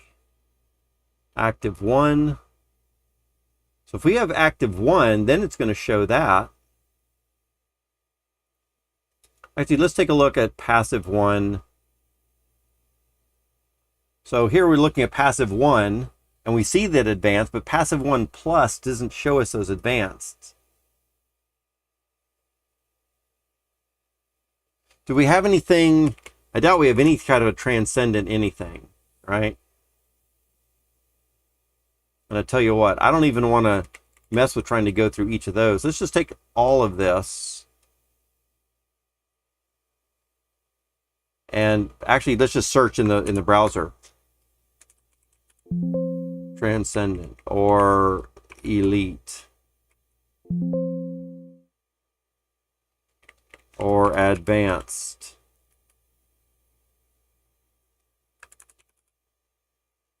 So we see, just looking at advanced, that we've got a few things in advanced already. An active 2 has advanced 2. So we would want to match up an advanced 1 with a advanced 2. So do I have anything? There's an advanced 1. So this advanced 1 could be matched up with this advanced 2. We've got an advanced 3 right here, which could match up with that advanced 4. There's another advanced 2 that we could match up with one of those advanced ones. This one we have an advanced 2 over here, but I don't see any other advanced there. So in the active 2 column, we've got several possibilities to work things out. In the passive abilities over here, what have we got? Just these little few right in here. We've got again, we're looking at dominant only, so the D. We've got advanced 4, advanced 4, advanced 1, advanced 3. So we've got a 3 and a 4 that could go together. This one also has an advanced 3 over there, but doesn't have anything else somewhere else. Then for passive 2, we've only got one advanced setting right there. So there you go. Potatoes. Looks like I've got a couple of options here that we could try for an elite and then maybe a transcendent later. So what are we actually looking at with this? Let's scope out a little bit more what one of our best options would be if we really did want to do that.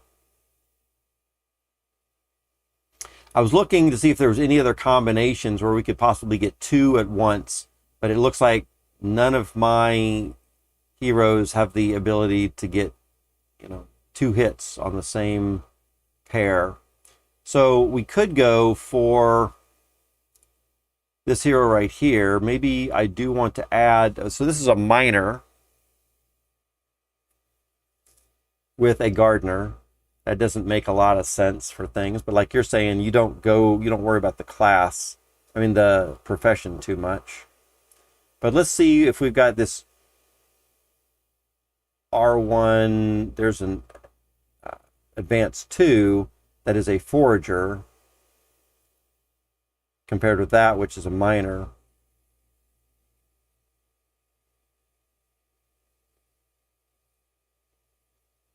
And then, of course, something else that I think it was Mosh was saying on one of the streams earlier, that he would spend a lot of time trying to match up even some of the other things back here to try to get a little bit better. And I don't know if I want to go to that kind of time right now. But maybe there could be a tool that would help us out with that. Nobel says, yeah, doing great. Just came back from the gym. Nice. Full of energy right now. PVPTs are absolutely, Nobel. Let me see if I can grab that. So it's in the Discord right here. If you look under DFK announcements, then it's in their Discord. And we read over this a little bit earlier. Looks pretty good. I'm not sure how I can drop you a link. Just, yeah, check it out in their Discord. It reminds me a lot of Fight Club. So if you're familiar with Fight Club, but something else that you want to read here is 30 abilities per class. Subclass matters, genetic traits are coming into play, keywords, mechanics, it's stun, silence, and so on. Lots of decisions to be made on the fly. It's not something we're just going to set and forget. Competitive ecosystem with multi-level, multi-tiered competitive play. Again, so beginners and advanced players can play. Sounds pretty good. I'm excited. I am definitely excited. Let's see. Now that you have those possibilities highlighted, see if any subclasses match for mutations as well. That could be something we could do. So let's come under columns and look at class plus, I guess, would be the best thing to look at. And then that way we can see here, oops, maybe not class plus, subclass plus. There we go. So we could have a R1 here with the subclass of a wizard matched up with this advanced 2 with a knight. So wizard and knight I don't think go well together. And then we could also look at these, this advanced 1 with a wizard matching up with this one, a priest. Wizard priest, I don't remember if those are good together, but we can always take a look over here. Wizard priest, they do match up. Yeah, wizard priest is going to get us a summoner. So, wizard priest subclass. Let's just double check this again here. So, priest for advanced 2 and a wizard for advanced 1. So yes, these two right here look like they could be pretty good together. Oops.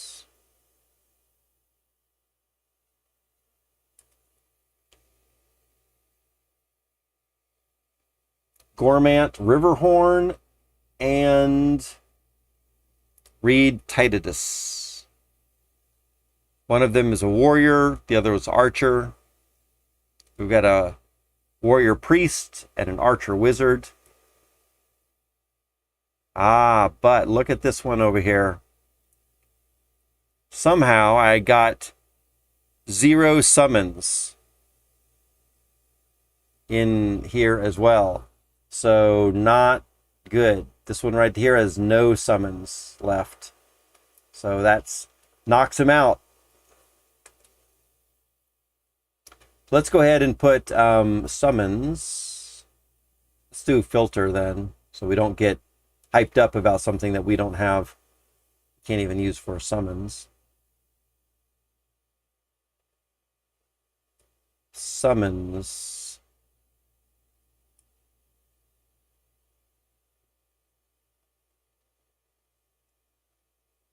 Greater than 0. Okay. And that has knocked a few of them out for us.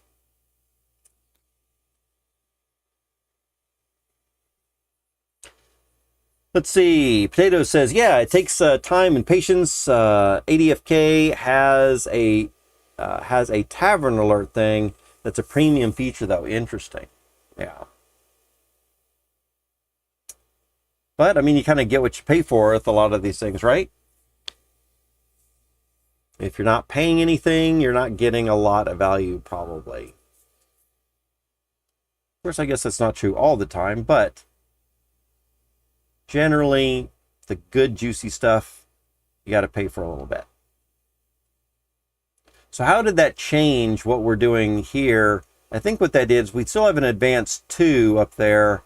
We do have this advanced 1, but it's not matching up. A wizard and a knight aren't matching up for us.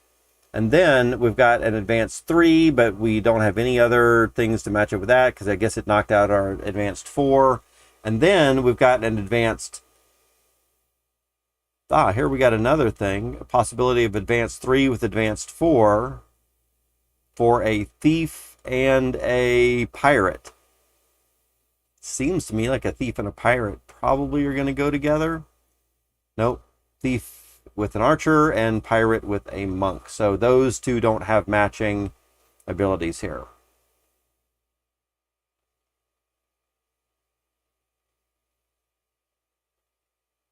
Yeah. And Potatoes is reminding us that we want to refer to the abilities tree for advanced 1 plus advanced 2 is going to give us elite 1. That's right. And so we're looking for, what we're looking for here is we're looking for advanced 1s with advanced 2s, and possibly, like this one, as advanced 2 in the dominant for the active 2 plus, and this one has advanced 1, so those two would go together. But what Potatoes also wants to try to find is in the subclass a dominant knight matching with a dominant wizard. Those two don't go together, so we're kind of tossing that out. And then again over here on passive 1, we're looking again at the dominance for the passive traits right here. We only see that these few are in yellow. We only care about the dominant, so this recessive one, we don't really care about that at all. And so we see that we've got a advanced 1, advanced 3, and advanced 4. A 1 would go with the 2, but this 3 does go with this 4. And so now we have a chance to get an elite ability from pairing those two. But if we're looking at the subclasses also, then it looks like we're looking at a wizard and a pirate, and those aren't, or I'm sorry, a thief and a pirate, and those two aren't connecting for us. So it doesn't look like I've got any heroes in this lot that match up with those. But the problem comes into play because I've got two. No, I don't. I do have a couple of wallets, but the other wallet I think only has 3 or 4 heroes in it. I guess there are some other heroes in some of those other wallets, but just not a lot. This is the primary one. It would be good to throw multiple wallet addresses at something like this for it to see. Yeah.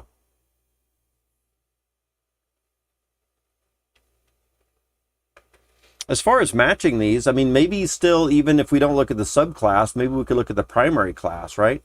Primary class could still have something for us. So matching up a priest and an archer, I don't think is going to be good for us necessarily.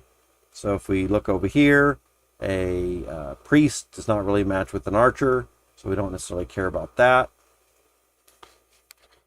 And then back over here again, looking at the primaries for this, a knight and a wizard definitely do not match for those. So it looks like none of the heroes we have match on much of anything else. So it might not be good to try to pair those things together, is my bet. Right, Potatoes? You wouldn't pair these two. Even though I've got an advanced 1 and advanced 2, I'm thinking that you're not going to pair those together. And even though I've got an advanced 3 and 4 right here on the passive one, I don't think you would pair those together either, would you?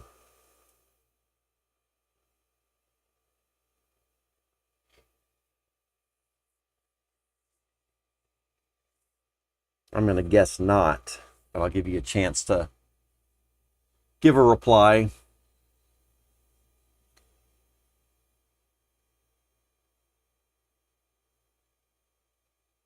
Well, let's see here.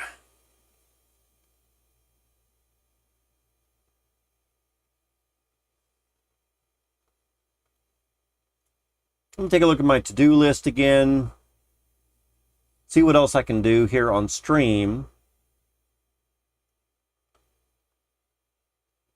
Oh, let's take a look. It's already past time for the Discord giveaway over on DeFi Kingdoms. Did we win that? Did anyone win? Let's see. General bot commands, current contest. Who won? Who won this? Let's see. Looks like Allie Jones's belly fat. Blue Boy 444. Dice Windu, Epsil, and DeFi Nanner.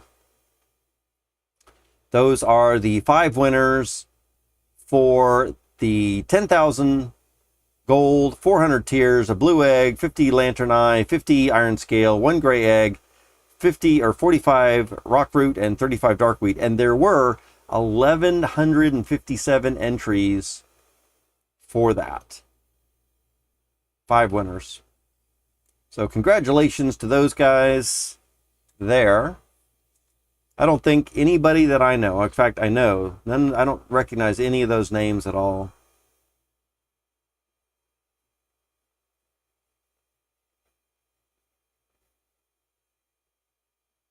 Potatoes is tossing in here. Oh yeah, primary match is a given. I think priority is that the primary match is greater than the ability match, which is greater than the sub match. So yeah, so you're already going for the primary match first, and then you're trying to see if they have any good abilities. So Potatoes, I think what you're saying there, and let me just clarify again, because we got my impression from maybe Mosh the other day was saying that it sounded like he was saying he didn't care about anything else except the abilities and trying to match up those abilities. It's very possible, and what my impression of that was that in this early stage, he's trying to match up or trying to get to a place where several of his heroes have elite abilities, right? And once he has several that have elite abilities and some summons left, then he can try to work to match the classes a little bit more.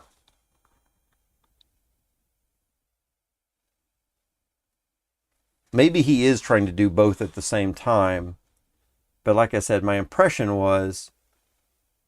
is that he was really focused a lot more on just the abilities there.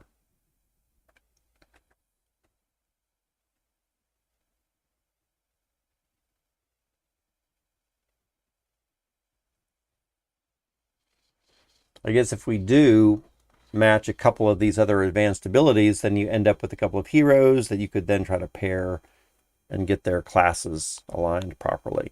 But the problem is you start getting higher and higher generations, the summons costs become a lot more,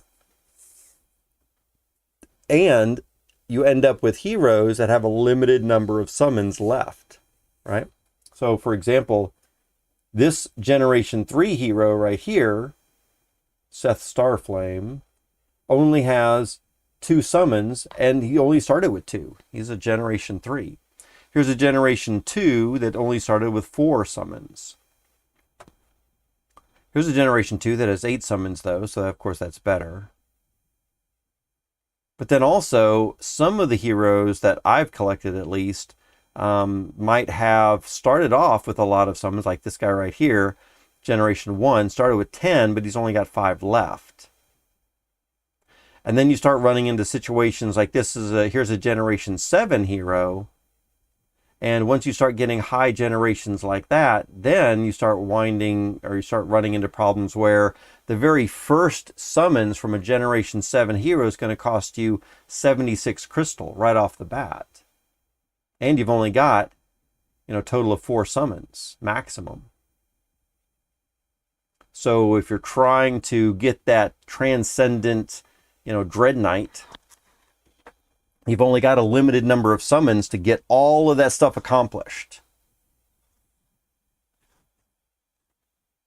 In fact, Potatoes, correct me if I'm wrong, but I'm pretty sure that Generation 0 heroes all are only basic class, right? They're only from this basic class, and also they only have basic abilities, except of course the first 19 Generation 0s on Serendale that were misrolled or they need to be re-rolled and all that kind of stuff, right? Which I'm not including them really, because something's going to happen to them. But in general, all generation zeros are from the basic class and they have basic skills. And so if you're trying to get an Exalt or a Dread Knight here that is also a Transcendent, then you're going to have to first pair that up into a generation from maybe the best you could do. The best you could do is have generation zeros give birth to some generation ones, they give birth to some generation twos, they give birth to some generation threes. So I don't think you're going to see a Dread Knight any less than generation 3 at the least. All right. And that's if you did really well. That's hitting, these two guys hit that right off the bat. Their very first, their summons gives you a advanced, and then you've got two of these guys being generation 1s, and they kick off that generation 2, and then your generation 2s hit it out of the park and get that. But I mean, that's a lot of RNG successes to be able to get there. And then that means that the minimum you'd have there is 3, and then to get a elite, so if you start off with basic abilities, then go to elite, then go to advanced, and then elite, and then transcendent, to get all that stuff happening right there just seems very unlikely, which of course is part of the point, I guess. Let's see. Potato says, yeah, I've seen some people go for abilities over primary for a large pool of ultimately transcendent abilities. And that's kind of what I'm getting at. If you did that, then you would only have a few more generations to actually get those heroes into the right class. And then it starts to become very expensive for that kind of thing too, right? And then you start running out of number of summons. So it's tricky. It's very hard and takes time to match all 3. Yes, it does, I can imagine. Which is why I'm so hyped. I scored that 10 of 10 match. I mentioned you might summon all the way to 0. I think I would. If you have a match that's that good, summoning all the way to 0, I think probably would be worth it. If that's what you're going for specifically, right? Because it's going to be very difficult, I feel. It's going to be very difficult to find another one that's going to be a good match. I mean, you saw this list of mine, right? 40 some odd heroes, or only 38 right here. 38 heroes, and very few of them match up. In fact, only 2 out of these 38 potentially even match anything. This R1 with this R2 up here, and over here on the passive, we have this R3 down here with this R4, right, or advanced 3 and advanced 4. Right, with this advanced 1 and this advanced 2. So only those 2 match in all this collection of 38.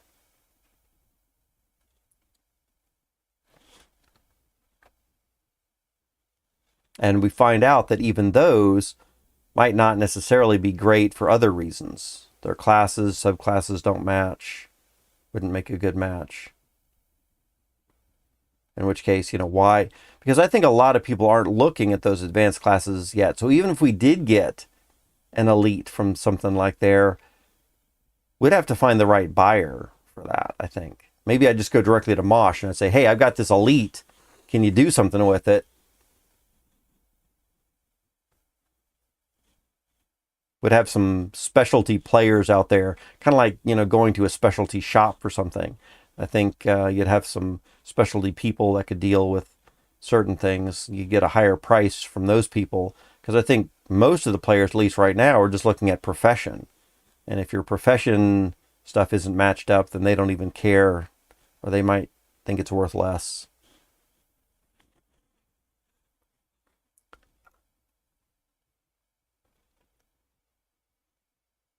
Sorry, sped up plays you were behind. Oh, don't worry about that. I'm not sure I was talking about a whole lot of very interesting things at that time. But glad you're caught up for now. I think we're going to be streaming for a little bit longer here. Maybe another 30 minutes, could be a little bit longer. I've already been going for a little more than 2 hours. We've probably got about another hour left on this stream, I think. So let's see here. Looking back at my spreadsheet of how we're going to, what else we need to do today, I don't think that there's much of anything we have to do. And there is a little bit of things that I want to do outside of DeFi Kingdoms specifically. Like I want to set up a Discord. So maybe we'll do that off stream, and we'll keep this stream a little bit more DFK related. Let's check our quests. Oops, not over here. Let's come back over here. Just make sure that my alarm is set properly for picking up Galena.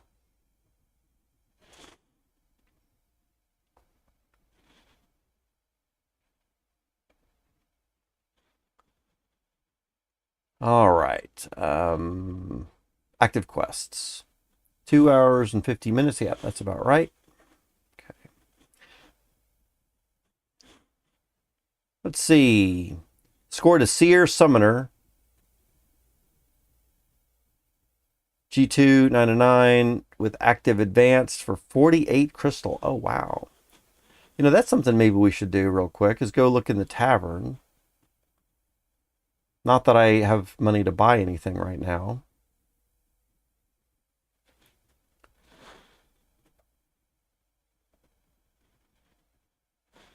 But we can at least check. Let's reset everything to make sure we're clear. Just want to kind of check the floor prices. 35 crystal, some of the lowest heroes that we have as floor heroes. And if we flip all those over, what are we looking like here? Oh, there's even a mining. Wow, it's the first time I've seen a mining hero at 35 in a while.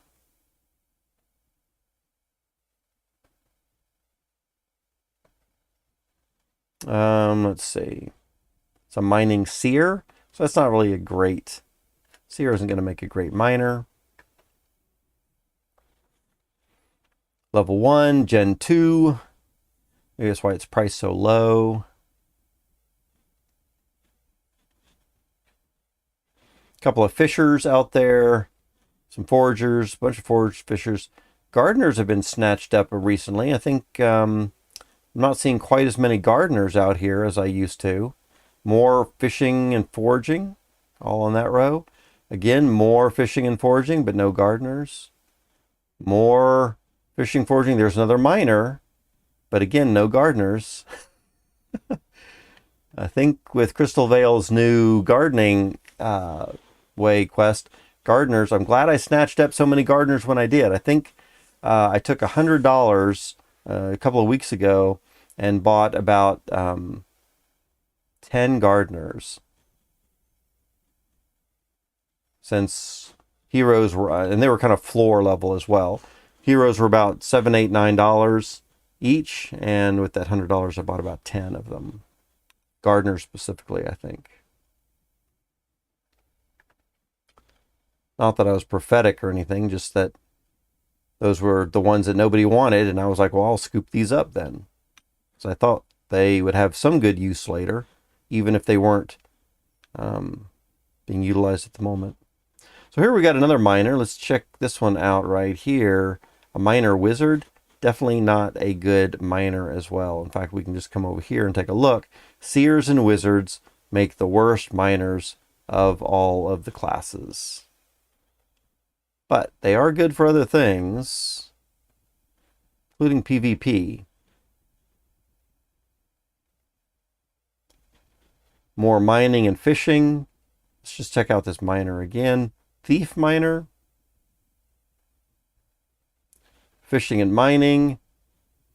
Foraging, fishing, foraging, fishing. There's another miner. But look at this. We're already up to 37 crystal. And I think we've only seen 2 gardeners in this whole pack. Not a lot of miners, but we are seeing some. And even less gardeners. Let's flip this over and see what we've got here. Wizard. Yeah, not necessarily what we'd be looking for in a miner if we were going based on class and profession. Got a couple of miners here. Ninja and a thief, again, not necessarily the best. However, I do see that this one has a blue for endurance, which is good for mining as well. Let's see, Potato says, happy I took advantage of gardeners since before questing, quality of life improvements. Yeah, all thanks to waifu. Exactly right.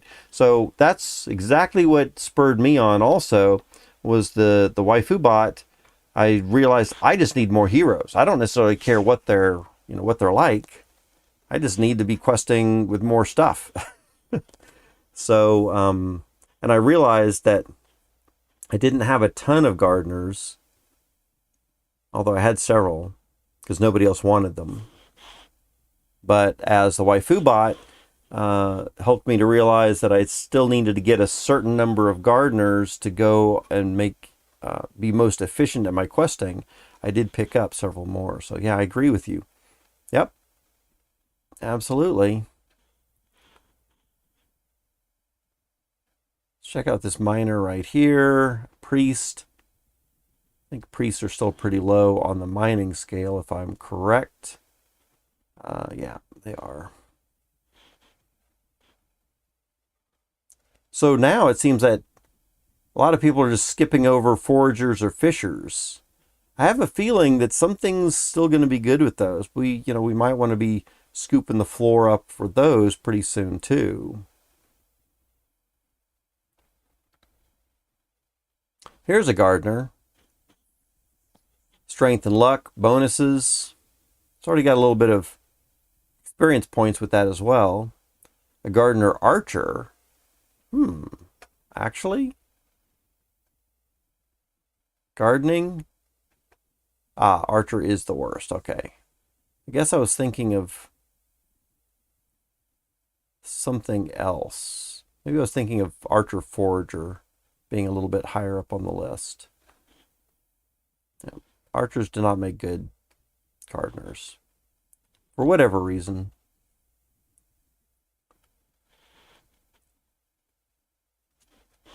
But even that one, even the worst gardener out there is still 39. And that's not a lot. It's only 4 crystal above the floor. But still, interesting.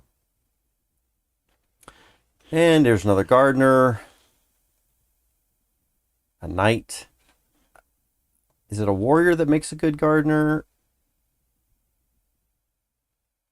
No. I thought there was some kind of... Oh, a dread knight is what I was thinking of, yeah. Or paladin.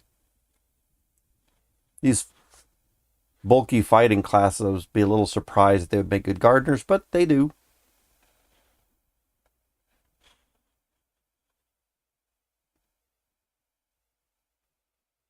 All right.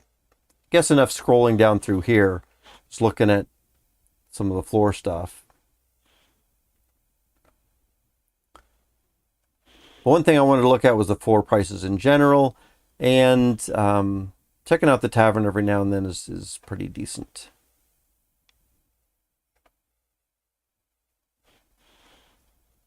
Okay.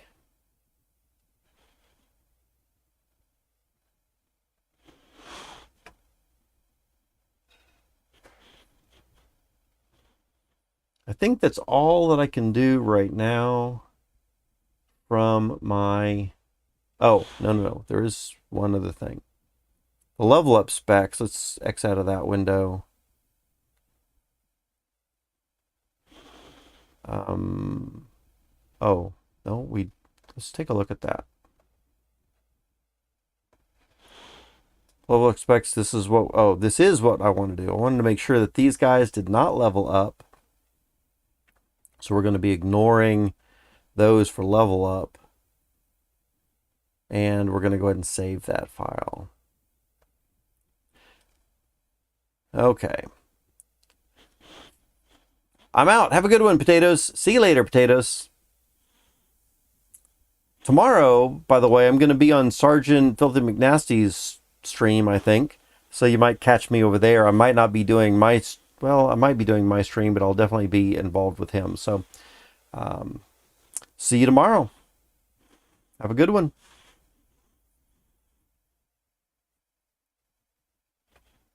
Let's see here.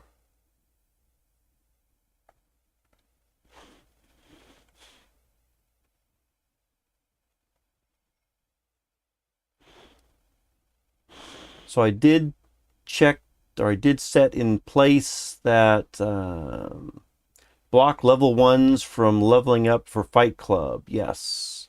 Done. I'm going to make a little note to myself. Done.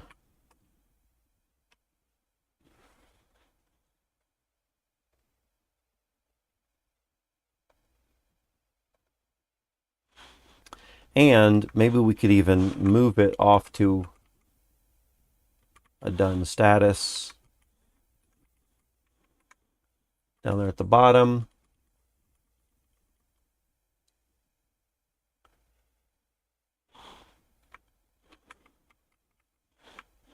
I still need to set up those 2 new pools. I think that's the top priority. So let's just take a quick, I guess I can do this on the screen that we have here. So what I'm looking at is kind of setting up a daily routine or a daily schedule. So we've got check updates to WaifuBot, see if there's any updates there. Check for contests on DFK and the Waifu and other channels to see if we can take advantage of any of the contests. I do want to get the 2 garden pools established on the Rock 808 account to handle all of the 24 gardeners, which in this particular case, I think I'm going to not move those 12 over to another guild or move 12 over. No, we're definitely going to get the 2 pools established. And then I need to add more items to a liquidity pool. Before we do that, I think getting Galena's stamina potions is probably more important than the crystal that it's going to take to add to like Milkweed's liquidity pool that I'm also thinking about doing. I do want to set up a giveaway wallet. And so let's do that right now. So this is something that we can set up. I'm going to create a new wallet or new wallet account. Create a new account. 808 giveaways. Create. So here is the giveaway wallet.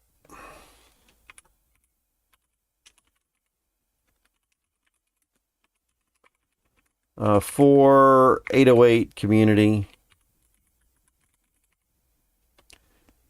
is that right there, which is 07B and then ends in LD8 or 1D8, I guess, 1D8. All right, so again, I don't expect y'all to toss anything into that wallet address, but I just wanted to throw that out into chat so it would kind of have a record of it there in chat. And so let me copy this again, and I'm going to come over to the spreadsheet, and then we can paste that in here. Let's see. Set up a giveaway wallet, which is now going to be that wallet address.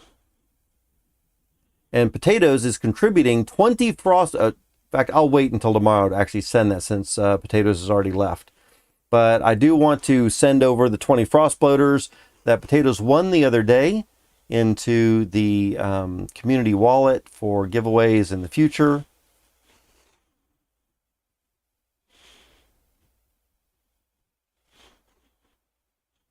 So we'll do that probably tomorrow. In fact, let me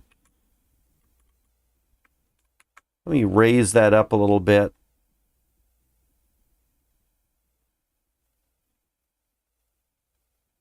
In fact, I think what I want to do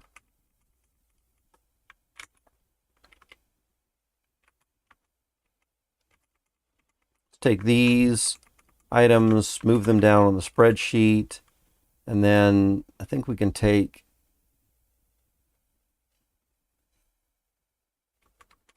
all of these things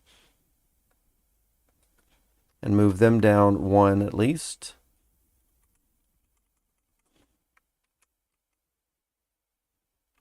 Or two. And then we can do this wallet or this thing right here. Paste it up at the top. All right, so near the top of the priority list, we're going to have potatoes contributing the 20 frost bloaters from his winnings the other day. And we have a wallet address that we can send that to. And then just getting the new pools established is going to be next priority. Then making sure that Galena has her stamina potions is the next priority. And then adding to liquidity pools. And all this stuff is going to take Crystal to be able to do. And so we're just going to have to run in these priorities.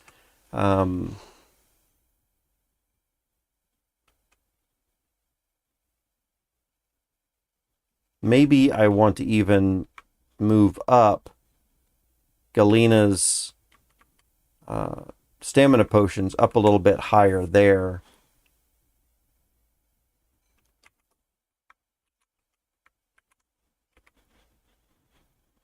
And then second place comes into the reestablishing the other two new garden pools and adding more liquidity to the items. And then we can talk about plans for real-time strategy in like Warcraft 3 when it comes to DFK stuff.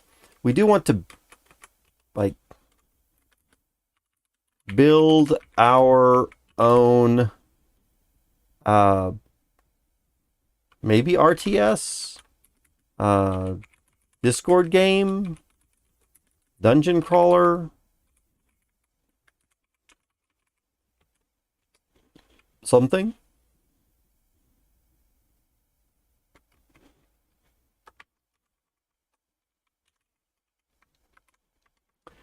All right, and then something else that I want to do on stream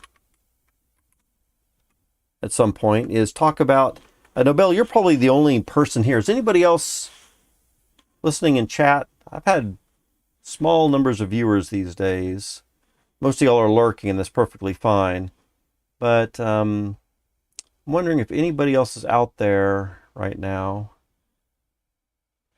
We can peek in, can't we? Participants. Just me? No. Nobel, are you even here?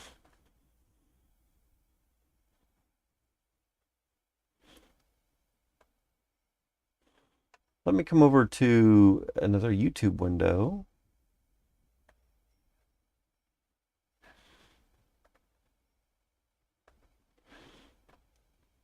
And look at this. I've got a couple of viewers, but not many at the moment.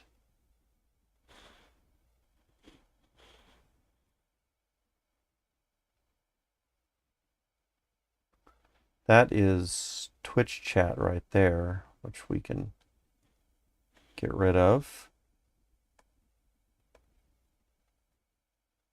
Oops, what am I trying to do here? Did I just nuke chat? There we go. Yep. Nobel, I figured you were still here.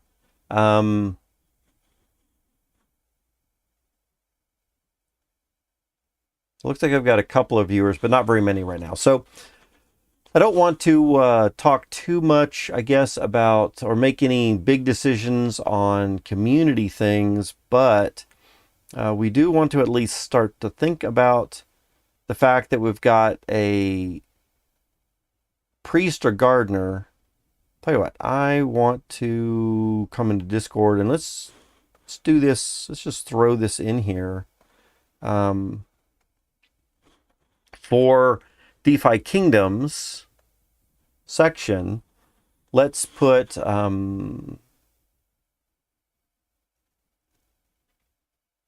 let's create a new channel in here It's going to be a text channel. We're going to call it 808 FAM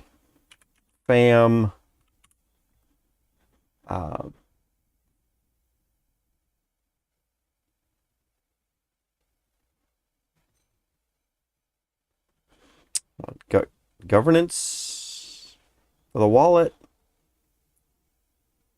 808 FAM account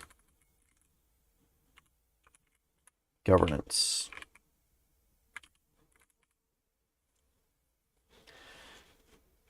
Something like that, maybe. And let's pull that up to the top in there.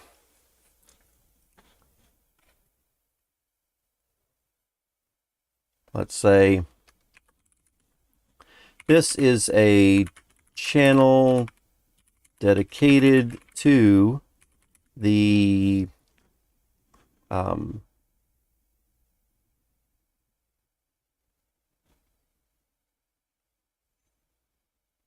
control, to the building, advancement, I guess, of our community account with wallet address of this thing over here. Oops, I guess I get to it this way. It's the best way to do it.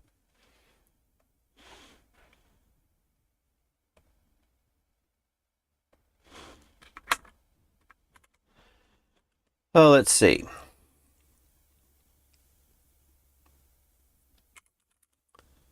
I'd like to have most actions in that account directed by votes from this community here.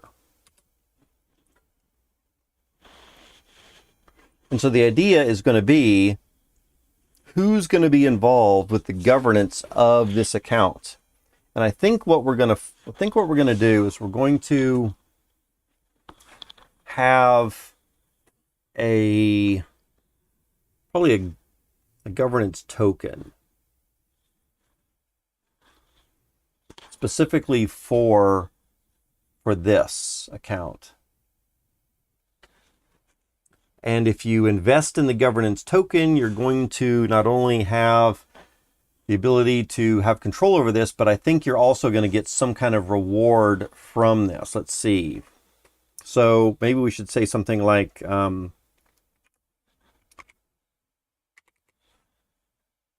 edit.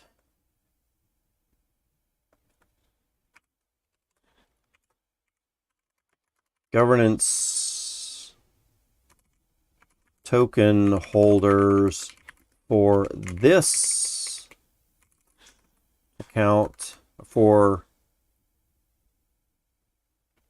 this account, because it's going to be different than 808 community governance holders, which are up here. That's a different set of people. But governance holders for this game account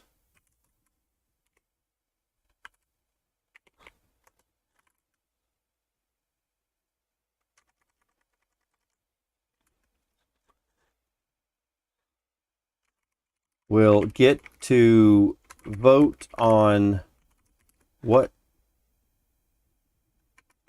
we do in and with that account, as well as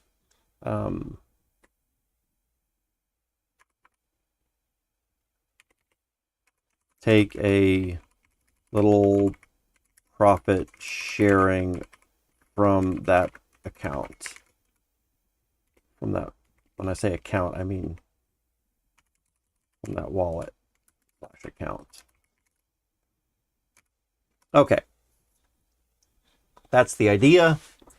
And we also need to keep in mind, maybe I'll edit this again. we do need to keep in mind that the initial investment was placed in by Rock 808 with the intention to get the financial ball rolling with it, but he will eventually take out that initial investment at some point. And that which can also be discussed and voted on by the token holders here. All right. So I put in a certain amount, and I'll need to figure out how much that was. At one point I've got it written down somewhere, and so we'll figure out exactly what that initial investment was. I think it was about $5,000. It might have been as much as $15,000, but certainly I don't think any more than that. And whatever it is, we'll figure that out. And of course, crypto is way down, and so I would hate to take out any of that. And probably what it would be is I wouldn't be taking out a dollar amount. I need to find out how many tokens, and I think it was a combination of sand tokens and maybe something else. But that's what I'll be ending. That's what I would end up taking out, is not the dollar amount, but the token amount. And I don't need to take that out, because whatever it is, the idea is that we build up the value here in this account for stuff. And so if I need to keep it in there a lot longer, I can. If we're ready to take that out later on, then we could as well. But at some point we'll need to do that. And I'm willing to put that up to a little bit of a vote. Notice I'm going to say which can also be, not will be discussed or voted. But my intention is to let token holders make a lot of those decisions. And so if a majority of the token holders feel, hey, we need to keep your investment in a little bit longer, then we can do that as well. And I'll very likely respect that for some amount of time. Okay. So I think that's what we've got there. And we have listed, oops, no, that's not right.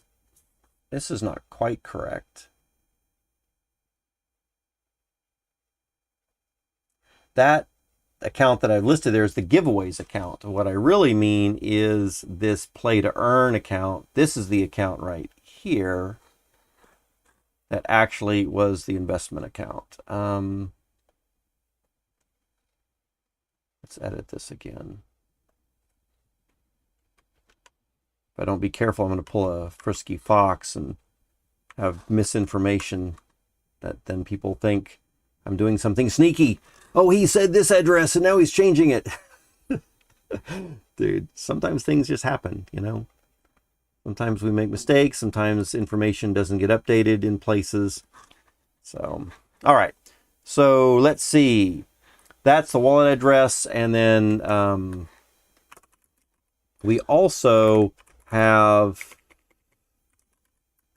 this wallet address for 808 community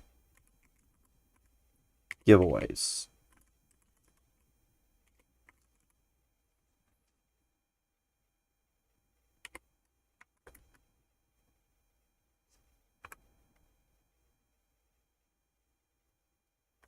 I like to have most actions that I like to have most actions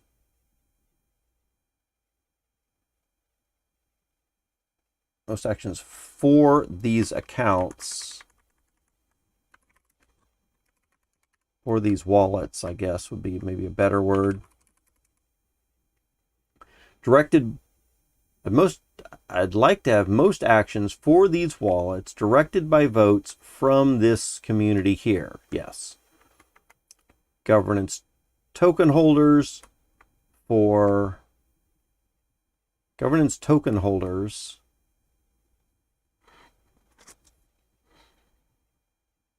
for this game account will get to vote on what we do in and with that account, as well as take a little profit sharing from that wallet account. Okay, looks good. All right, so that is what we've got there, and it should be public. Be able to get in there and do stuff.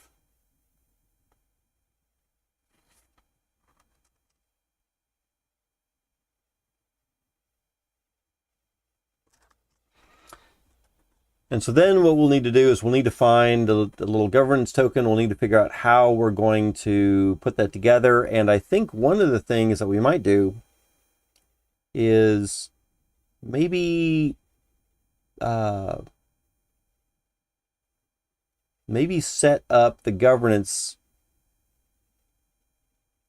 to have something to do with the people that have been around a little bit longest, could maybe have some ability to start in a little bit more.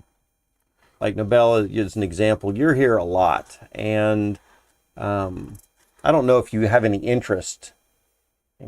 Just because you're around here a lot, you might not want to be part of a governance thing where you're voting on stuff. Sometimes people like to just sit back and watch rather than participate in something, right? But I think it might be for people like you and maybe some other people that have been around a little bit longer. I'm not sure if there should be any other criteria, or maybe I should say that differently. I'm not sure what other criteria we want to look at for governance on that account. But we definitely want to make sure that we have people that have been around a long time and that have the best well-meaning for the community controlling this thing, right?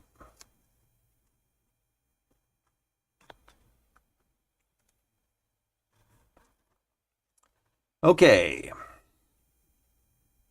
Like to participate, but been so busy, but I like to help it grow. Yeah, absolutely. So yeah, there might be something that you could do. I appreciate you being here at all. As you can see, there's not a lot of community right here at the moment. I'm hoping that's going to change soon. I think you heard me say Sergeant Filthy McNasty's invited me onto his stream the other day, or for tomorrow. And also Franz has invited me to do a little bit of something with the Fight Club coming up on October the 5th and participate, and is interested in me being a part of that and probably bringing streaming and all that kind of stuff. So hopefully sometime soon my face will get in front of more of the DFK community, and they'll discover, that, hey, there's content out there, which I think that right now, not a lot of people even know there's content. Not that my content right now is very exciting at the moment anyway, I suppose. Okay. Also, something else that we might want to do is decide, should the governance token, should we charge a little bit for that? I mean, you are going to be getting rewards from that. So I wonder if there should be some kind of investment. Could be different types of investment. Time and the length of time here could be one type of investment. Financial support could be another type of investment, and some other things. Maybe that would come into play also. Maybe there'll be multiple ways to get into the governance of here. Right? Crypto Monete, Twitch channel points. Yeah, that could be something right there, right? So Twitch channel points could be something. The only thing that I am a little concerned about for Twitch channel points is there could be some people out there, and Go West comes to mind specifically. Love the guy, think he's great, right? But he's not been around very much recently, right? And even though I would totally welcome to be back, I'm sure he's focused on sandbox stuff a lot, and cannot blame him for that. More power to him. But if he's going to be focused on some other things, then how much involved in this community would he really be? Or would people like that really be? Right? And so that's something that I need to consider when we're thinking about channel points. I'd much rather, like for you, you've got a decent amount of channel points, but I'd much rather bring you into the community here a little bit more, or into the governance of this, just because you're active now, rather than you've been active a lot over the last several months. I do want to do something with channel points. The question is going to be, what's it going to be? But yeah, channel points might be a thing. Maybe that is something that we would want to do and provide as a fun consumption of those channel points.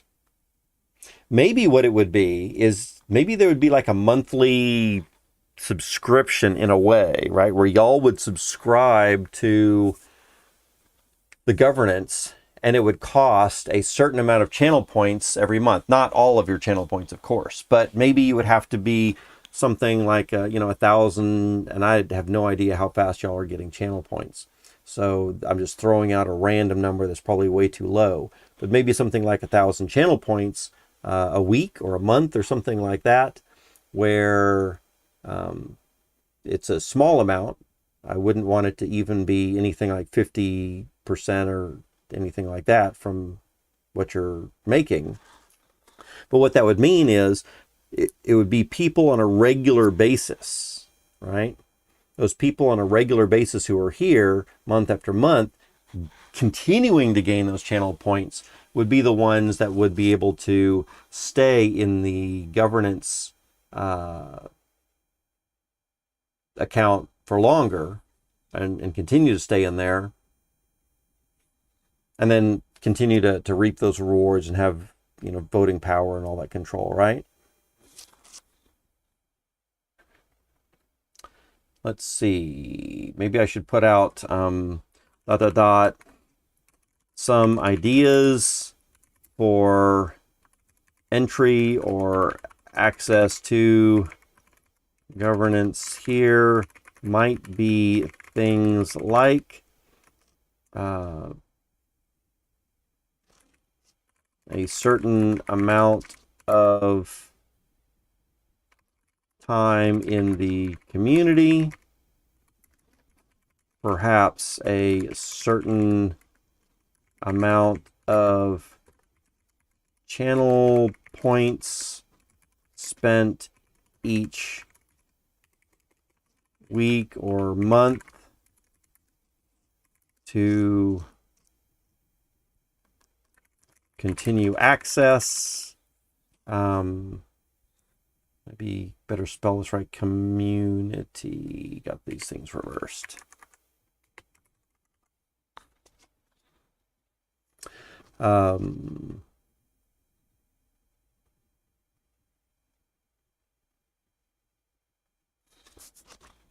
Something like that.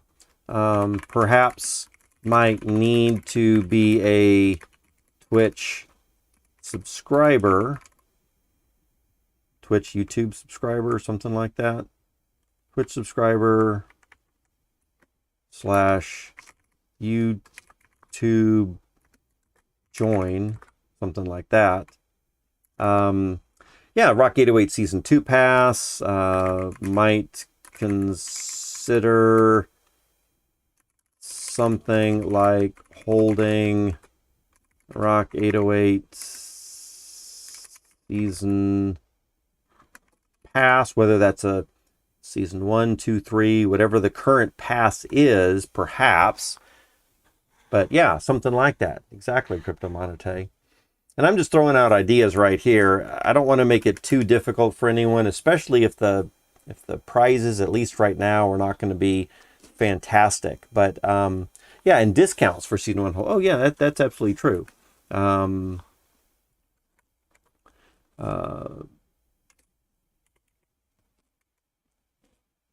So maybe ...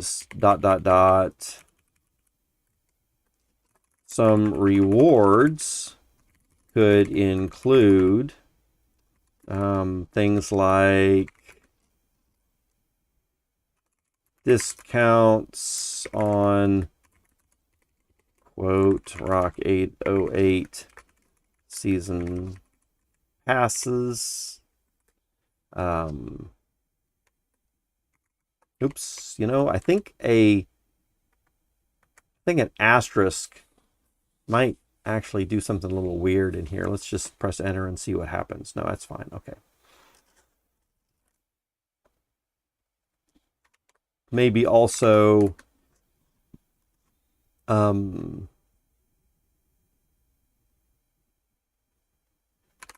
extra chances at rewards during stream and other events.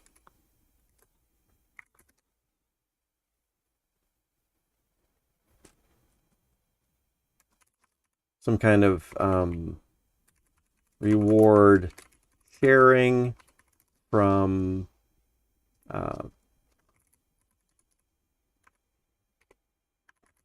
investments that are made with the wallet addresses here above.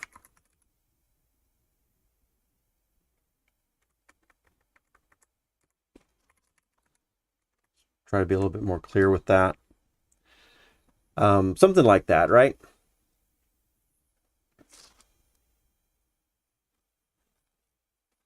Access to special other things.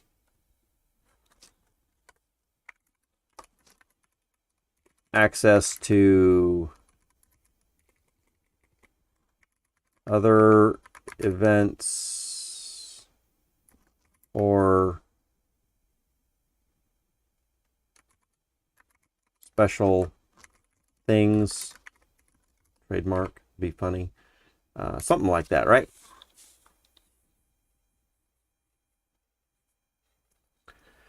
Crypto Monete says, and discounts for season 1 holders. Yeah, I think we could probably do something like that as well.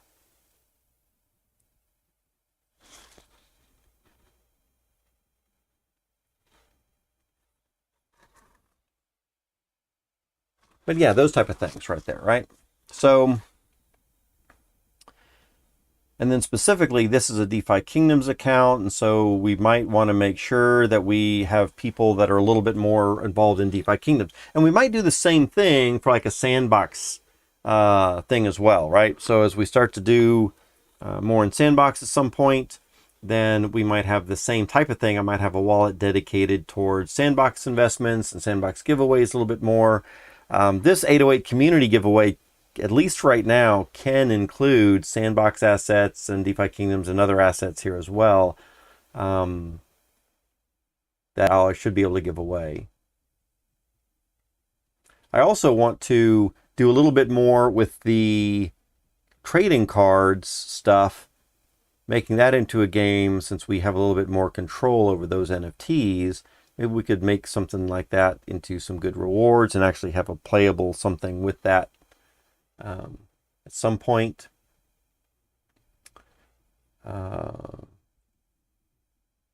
Again, access to other events and special things might include something like if we're working on a game here in Discord, maybe only some of y'all that are holding special passes would get access to some of those special events, or like the Discord game where you could earn a little bit more of there also, right? And we'll have to see how that comes into play. But the main thing that I want to get across right now is that we've got this DeFi Kingdoms account wallet address that we need to see who is going to who's going to be even interested in being part of the community and part of the governance for how that account is run. So let's go ahead in here and say at everyone, right? At everyone.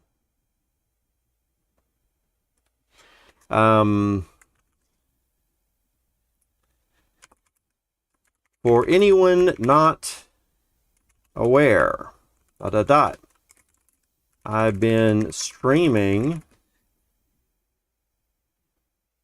for several days now on both Twitch in the morning and YouTube in the afternoon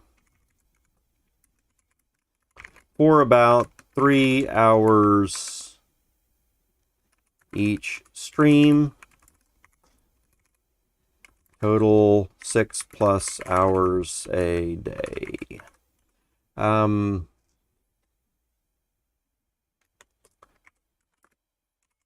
like, or we started a DFK account many months ago where I added some funds and have been planning to dish out rewards to 808 community members from that account. I think we are ready now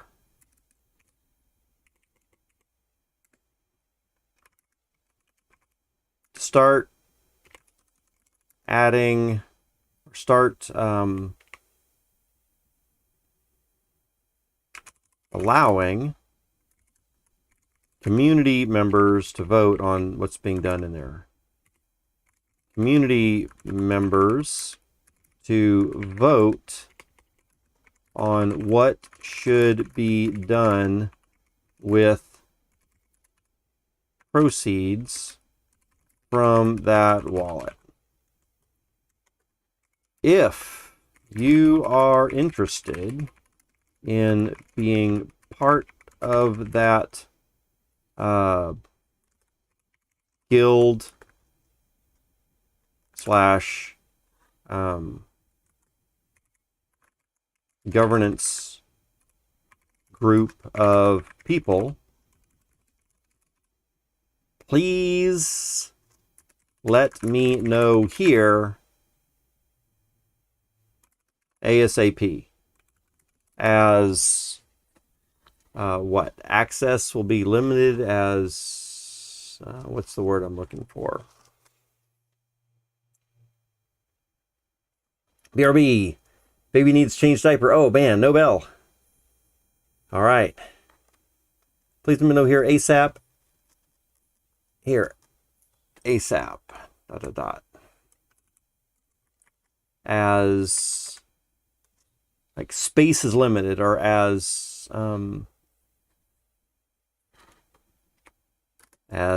seats are limited.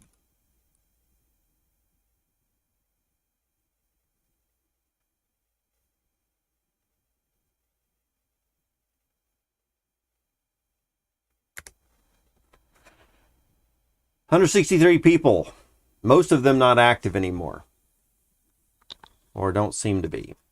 So send now. Boom. And let's see who's interested. I'm interested to see who even cares enough to be involved in that. We'll find out.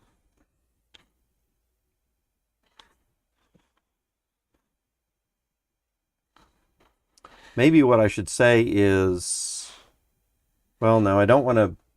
I want someone to actually have to type something rather than just give a thumbs up vote on it.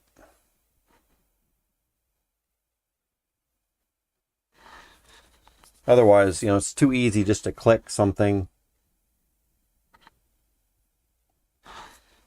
All right.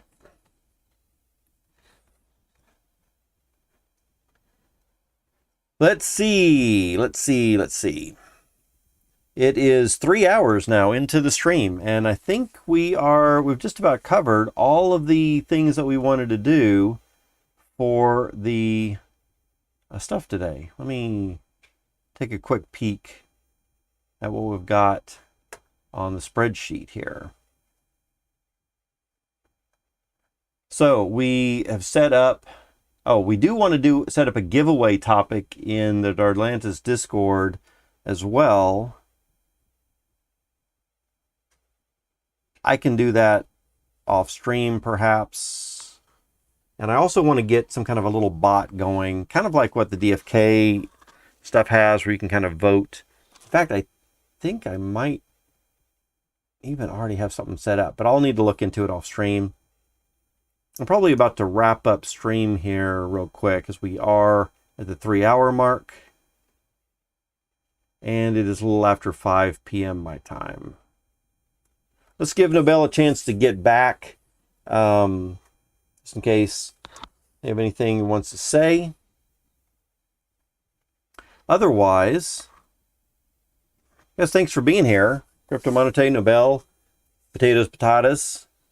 It's been a small group here today. Hopefully this will change. Mystical Meows, thanks again for being here. Bravos Labs was here a little earlier. Thank you for stopping by. Who else did we have here today? That might have been it, unless I'm missing somebody. Like I said, small group today. Hopefully it's going to grow, but I definitely appreciate the few of y'all that are here and stuck around. Absolutely. We're going to make things a little bit more interesting here shortly. Anything else that y'all have before we wrap the stream up today? Is there anything that we want to make sure we include for tomorrow?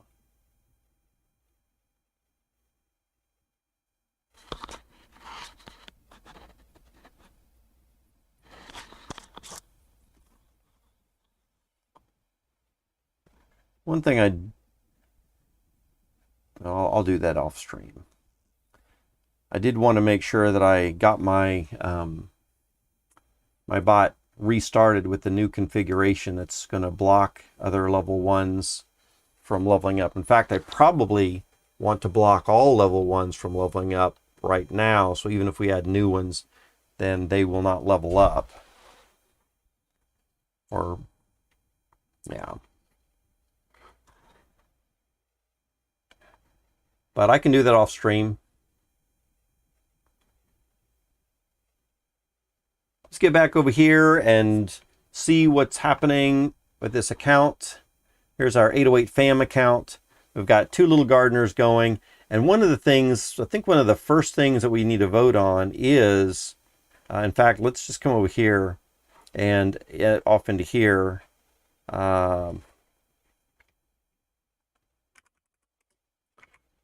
One of the first things we need to vote on for the DFK account is ... do we want to spend money on using a mite? See, a lesser mite crystal. A lesser mite crystal to level up our, what is it? I think it's a mite crystal. But actually it might not be. Let's check out our heroes that we have. So we've got these 2 little guys. They're both gardeners. So maybe it's not a mite crystal that we want. And these gardeners, if we flip those cards, a priest and a wizard, So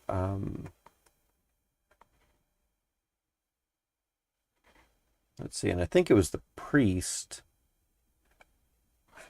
If we take a look at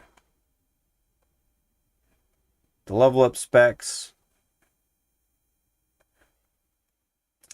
we can see here that the priest gardener is pretty good. Got 130. Priests do make good gardeners, and so we want to use a lesser insight crystal. And the other one is the wizard gardener. And wizard gardeners, wizards are going to make good gardeners too. So I picked out a couple of good heroes for those, but they both need insight crystals. So do we want to use those? Is the question. Cryptomonte, if your Sia is saying that you are heading out, then see you later, Cryptomonte. I'm going to be here another couple of minutes. I'm going to see if Nobel gets back from the diaper change and just say bye. But if you're heading out right now, I will see you tomorrow. Let's get back on this. Do we want to spend money on the lesser insight crystal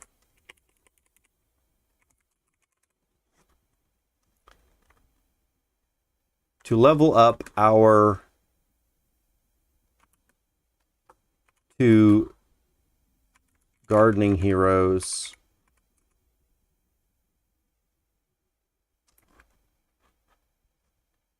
Or not?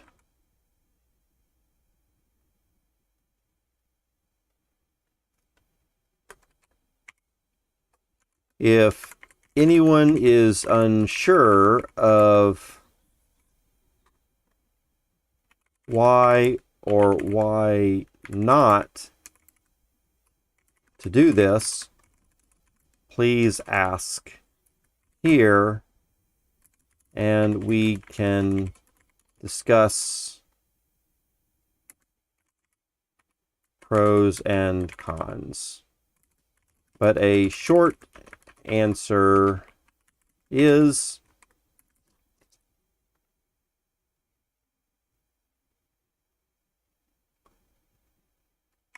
if we want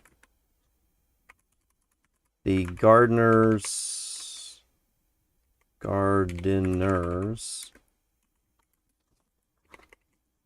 to become the best they can be, bringing in more value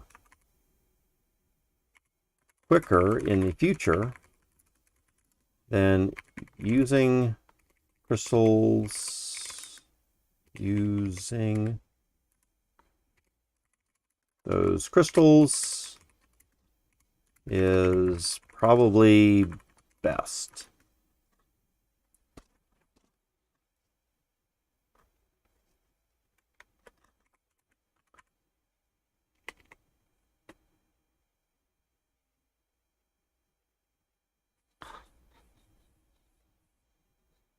If we don't care so much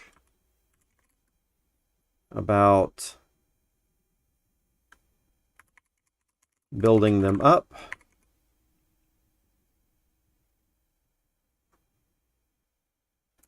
for greater rewards later, we could use the funds that would have been spent by the crystals to either increase our value in the liquidity pools,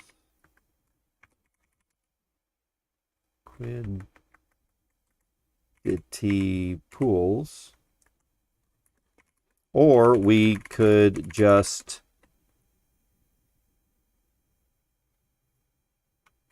use that for a reward price.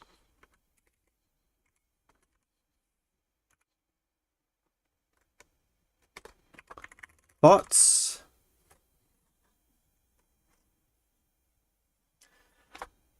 Okay. And that's the type of thing that the governance people here will be looking at.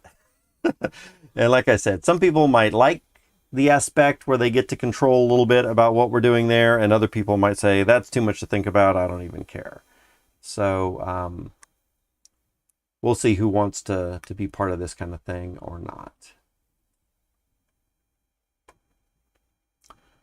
All right. Nobel, did you make it back? Wondering if you're still doing baby diaper changes.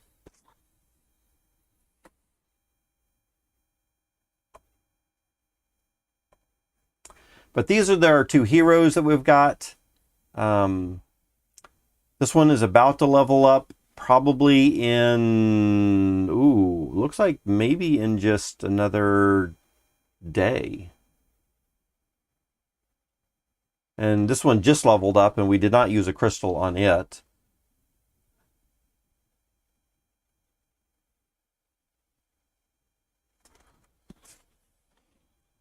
But this one's about to, and we might decide to use a crystal on that one.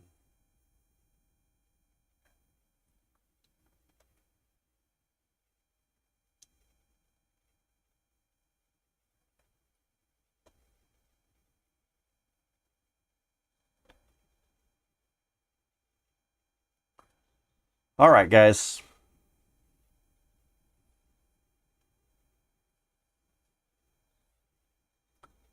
Let's see here.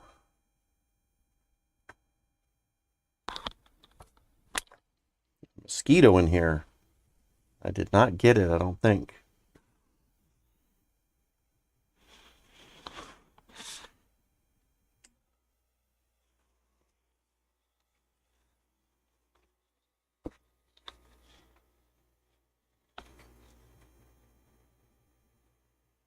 All right, I'm going to go ahead and wrap this up. Nobel, if you, it looks like you might not be back from your diaper change yet. I'm sure I'll chat with you tomorrow.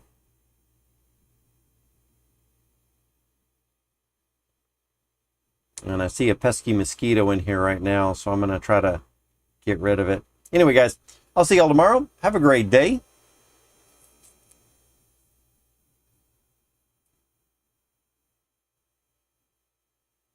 Let's give a little bit of thought about the 808 community and what we're going to do with this account right here for the 808 fam.